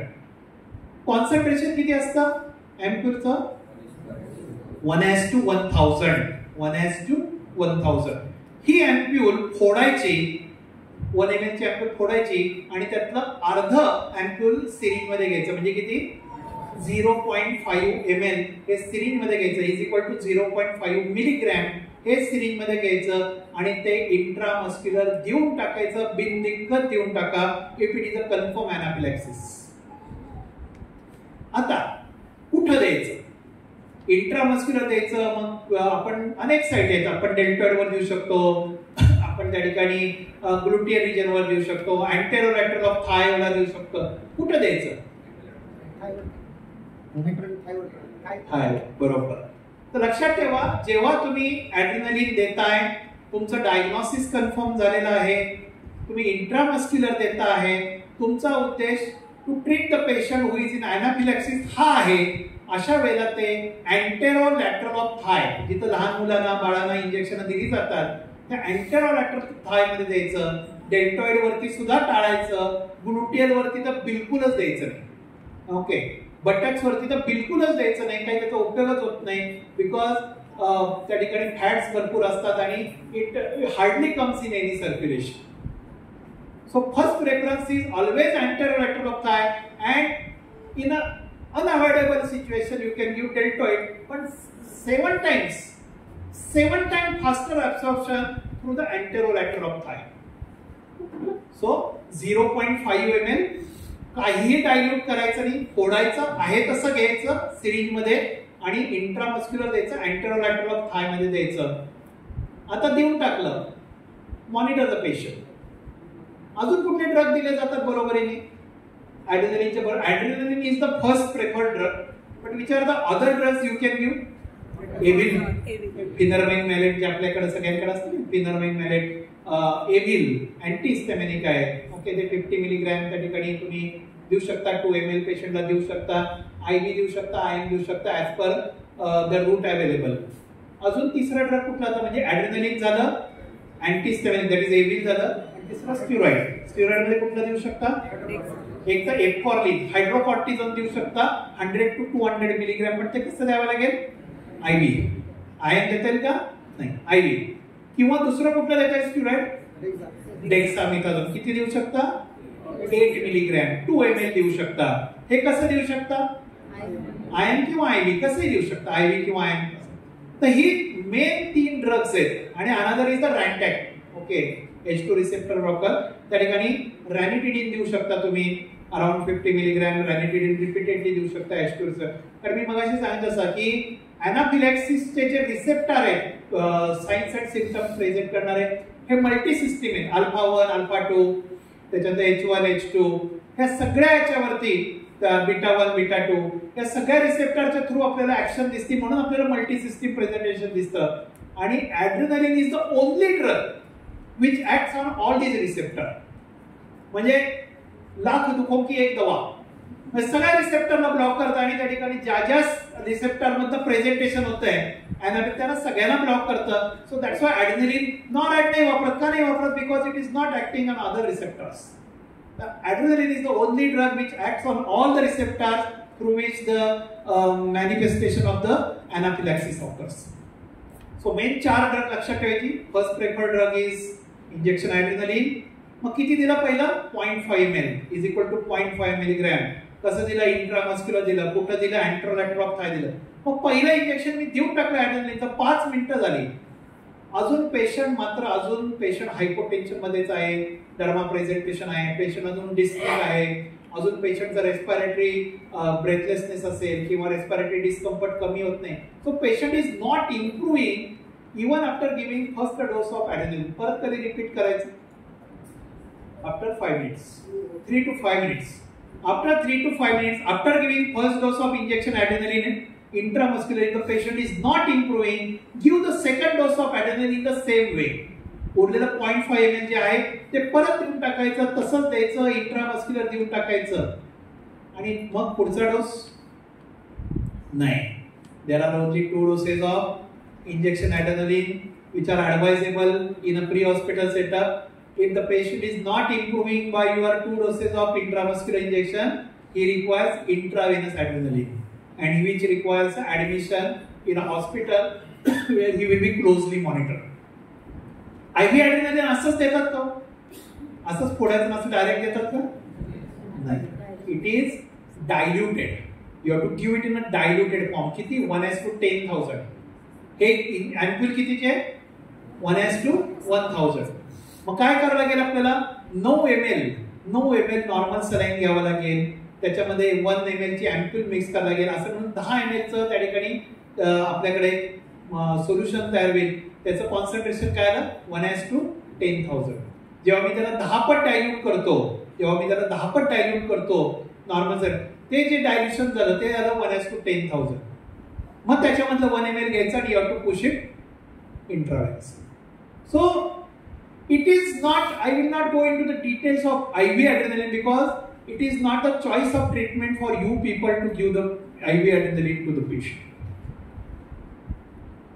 आता थोडक्यात आपल्याला पेशंटची ट्रीटमेंट कळाली की एखादा पेशंट माझ्याकडे, मी स्लाइड दाखवतो पण आता पुढच्या 5 मिनिटात आपण ब्रेक घेऊया. मी पटकन संपवतो, मग पटकन या अनाफिलॅक्सिसचा स्लाइड दाखवतो. 2 मिनिटात सगळं डिस्कस केलेलं आहे. पेशंट तुमच्याकडे आला, इंजेक्शन दिलं, औषध दिलं, काही दिलं, काही वेळाने पेशंटला रिएक्शन डेव्हलप झाली. तुम्ही बघितलं किती वेळाने झाली, इमिजिएट झाली का लेट झाली, एकच सिस्टीम इन्व्हॉल्ड आहे का मल्टी सिस्टीम इन्व्हॉल्ड आहे, कार्डिओव्हॅस्क्युलर सिस्टीम इन्व्हॉल्ड आहे का, रेस्पिरेटरी सिस्टीम इन्व्हॉल्ड आहे का, याच्यावर तुम्ही ठरवलं की या पेशंटला अनाफिलॅक्टिक रिएक्शन आहे का, अनाफिलॅक्टिक शॉक आहे. एकदा का कन्फर्म झालं तुम्हाला की अरे पेशंट अनाफिलॅक्टिक रिएक्शन, अनाफिलॅक्टिक शॉक आहे, तर पुढची गोष्ट करायची म्हणजे ती एअरवे ब्रीदिंग सर्क्युलेशन. त्याच्यासाठी टीम वर्क लागणार आहे की तुम्ही म्हणा की मी ॲड्रेनालिन देऊ का त्याचं एअरवे मेंटेन करू. Cause of mortality in a anaphylactic shock is angioedema. हा जो ट्रकिया आहे ना, हा म्युकोजा आतमधला ट्रकियाचा, हा असा इतक्या वेगाने सुजायला लागतो की तुम्ही म्हटलं की अजून 15 मिनिटांनी मी ट्यूब टाकतो तर ट्यूब पण आत नाही जाणार. हा एअरवे पूर्ण बंद होऊन जातो आणि पेशंटला श्वासच घेता येत नाही, एवढा अँजिओएडिमा डेव्हलप होतो.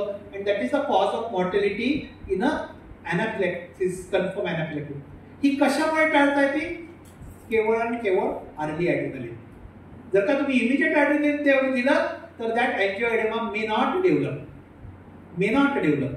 म्हणून पटकन पेशंटचं एबीसी म्हणजे माझ्याकडे 3-4 डॉक्टर आले, पटकन त्यांना एक जो आहे तो पेशंटच्या रिलेटिव्हला समजून सांगायला लागला की काही काळजी करू नका, एव्हरीथिंग विल बी ऑलराईट, आम्ही सगळे आहोत मदतीला वगैरे वगैरे. म्हणजे त्याची सिच्युएशन जर का कंट्रोलमध्ये नाही आली तर आपण ट्रीटमेंट नीट करू शकणार नाही. म्हणून टीम वर्क करा. बाकीचे 3 लोक एकाने पटकन बघितलं पेशंट ब्रीथ करतोय का, पेशंट शॅलो ब्रीदिंग आहे किंवा पेशंट टॅकेप्निक आहे, पटकन त्याने आंबोबॅग घेतली, पेशंटला त्या ठिकाणी ऑक्सिजन चालू केला, पेशंटला ब्रीदिंग सपोर्ट द्यायला सुरुवात केली. एकाने बघितलं पल्स आहे का, आहे पण फास्ट रेडी आहे, हायपोटेन्शन आहे, पटकन त्याने आयव्ही ऍक्सेस घ्यायचा प्रयत्न केला. कुठला आयव्ही फ्लुइड चालू करायला गेला पेशंटला. मी टीमवर्क कसं करायचं ते सांगतो तुम्हाला. की एकाने एअरवे बघितला, त्याचं काम आता एअरवे बघणं की त्याला बॅग मास्क व्हेंटिलेशन दे या ऑक्सिजन दे, सिंपल फेस मास्क वापर, काही कर, but you should not make the patient hypoxic. हे सगळ्यात महत्वाचं काम आहे. दुसरं, एकाने पटकन आयव्ही ऍक्सेस बघितला, हे बघितली, पल्स बघितली, ब्लड प्रेशर बघितलं, पेशंट हायपोटेन्शन टॅकीमध्ये, पटकन आयव्ही ऍक्सेस घेतला. कुठला घ्यायचा? लार्ज बोर घ्यायचा, 14-16 गेज घेतलं, पटकन त्या ठिकाणी इंट्राकॅथ लावला किंवा तुमच्याकडे स्काल्पेन असेल लावली. कुठला फ्लुइड लावायचा? NS. Don't forget to give NS. दुसरं कुठलंही डोक्यात आणायचं नाही.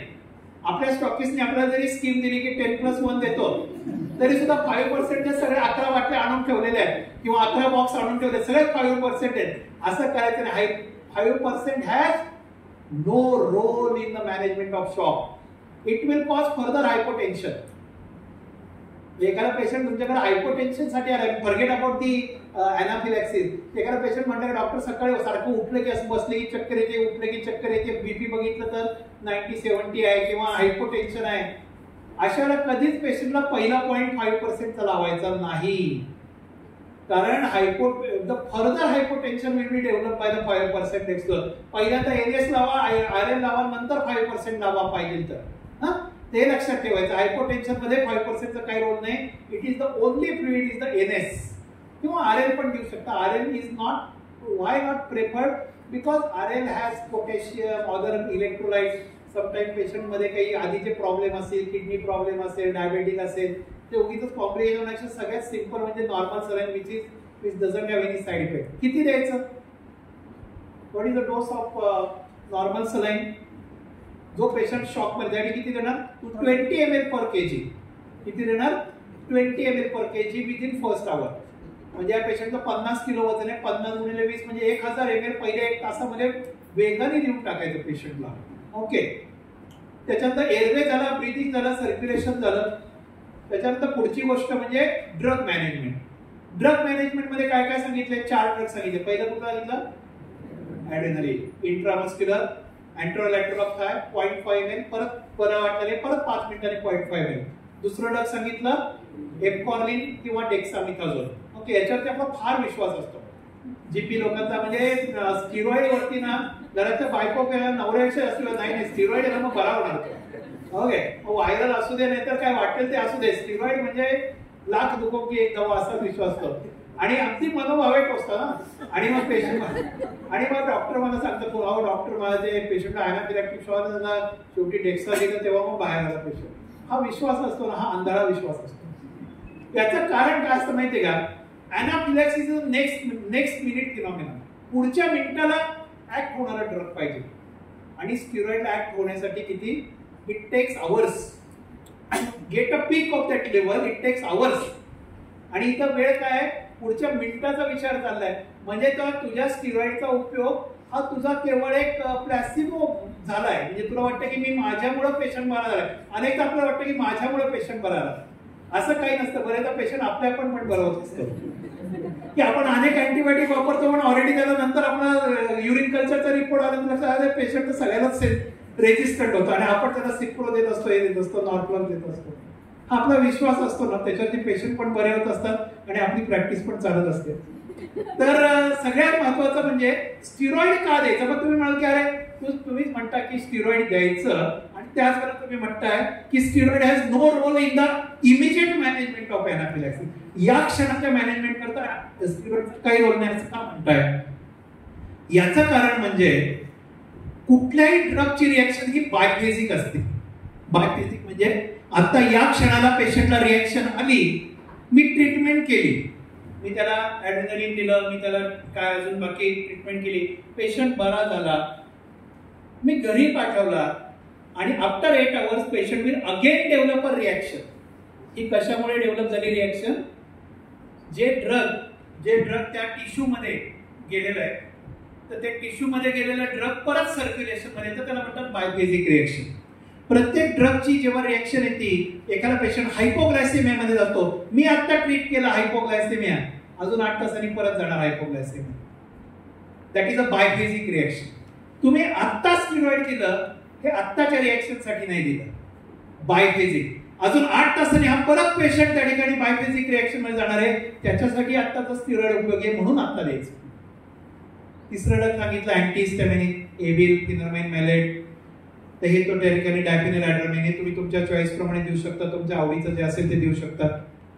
आणि चौथं सांगितलं रॅनिटिडिन, H2 रिसेप्टर ब्लॉकर. याच्यामध्ये सगळ्यात जी गोची असते ना जीपीची किंवा फॅमिली फिजिशियनची, तो एकटा लढत असतो सगळ्या फ्रंटवरती.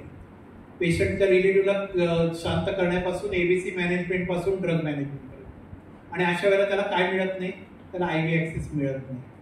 पेशंट एखादा कोलॅप्स होतो, शॉक मध्ये जातो, ओबेस पेशंट असतो, तेव्हा आयव्ही ऍक्सेस मिळणं इज अ नाईटमेअर, अजिबात मिळत नाही. आणि मग हे सगळं सांगितलं, त्याचं काय करायचं? तर सगळ्यात महत्वाचं लक्षात ठेवायचं, काही जरी नाही मिळाला, आयव्ही ऍक्सेस नाही मिळाला, तरी 3 ड्रग जी इंट्रामस्क्युलर देतात ती विसरायची नाही. कुठलं? पहिलं ॲड्रेनालिन 0.5 ml इंट्रामस्क्युलर, दुसरं एव्हिल इंट्रामस्क्युलर, ओके 2 ml. तिसरं डेक्सामिथाझोल 8 mg 2 ml intramuscular. manage his airway breathing circulation and accompany with the patient to the nearby hospital. बरोबर जा. पेशंटच्या रिलेटिव्हला सांगू नका की तू घेऊन जाऊ नका, if you want to avoid the medico legal consequence, accompany with the patient. पेशंटच्या बरोबर जा. वाटत पेशंट पल्सले जरा तर CPR द्या. It will not prove the negligence. तुम्ही पेशंटला कारण काय होतं, पुढच्या हॉस्पिटलमध्ये गेल्यानंतर समजा जर का ते डॉक्टर म्हटले, समजा मेडिको लिगल केसेस याच्यातनं चालायचं होतं, तुमच्या डॉक्टरला कळलं नाही का हो या इंजेक्शनची रिॲक्शन येते, तर तुमच्या डॉक्टरने इंजेक्शन दिलं नाही का, कदाचित मेन डॉक्टर नाही पण हाऊसमन असतात, दे आर व्हेरी प्रेशर्स असतात आणि they give adverse comments. Maximum ज्या मेडिको लिगल केसेस अराईज झाल्यात ना, त्या केवळ आपल्याच कलिगनी केलेल्या क्रॉस कॉमेंटमुळे झालेल्या आहेत. मग आमच्या एरियातली एक केस सांगतो तुम्हाला की असाच मान्सूनचा सीझन मागच्या वर्षीचा किंवा 2 वर्ष 2019चा होतो सुरुवातीला, की पेशंट आला, पहिल्यांदा हायग्रेड फिवर, कफ, कोल्ड वगैरे घेऊन आला आणि त्यांनी रुटीन ट्रीटमेंट दिली आहे, जी मी I talking about the general practitioner family physician. त्यांनी रुटीन ट्रीटमेंट दिली त्याला, जी काय आपली आयडियल ट्रीटमेंट ती दिली. पेशंटला डे 3ला बोलवलं. डे 3ला पेशंट परत आला, पण डॉक्टर अजून बरंच वाटत नाही, एकसारखा खोकला येतोय, थोडा दमपट लागतोय, अशक्तपणा वाटतोय, विकनेस वाटतोय. त्यांनी परत बघितलं, ठीक आहे म्हणे आपण ब्लड चेक करू. मग त्यांनी ब्लड बीट चेक केलं. आता ब्लडमध्ये आल्या प्लेटलेट, ब्लडमध्ये आल्या प्लेटलेट. म्हणजे सांगितलं तुला म्हणजे लोकांना समजेल अशा भाषेत तुझ्या पेशी कमी झाल्या, आपल्याला तुला सलाईन लावावं लागेल. त्याला 2 दिवस त्यांनी IV फ्लुइड्स दिले, अँटीबायोटिक चालू ठेवलं, normal. Patient condition started getting. Day 5ला पेशंट परत जेव्हा आला तर he was literally having hypoxia आणि पेशंट डिटोरेटेड होता, टॉक्सिक लूक होता. आणि मग त्याला जाणीव झाली की काहीतरी गडबड झाली. मग त्यांनी he refer the patient to the nearby institute. I will not name the name of the institute. तिथं गेला, तिथं गेल्यानंतर चेस्ट फिजिशियनने पेशंट बघितला, एक्सरे काढला, तर बायलॅटरल निमोनिया होता. आणि त्यांनी त्याला एकच कॉमेंट केला, तुझ्या डॉक्टरने जर काही एक्सरे केला असता ना तर ही वेळ आली नसती. सगळं केलं पण एक्सरे नाही केला. फक्त patient was having a respiratory symptoms but the x-ray was not perform. That was the only mistake and that cross comment was given by the concern chest physician.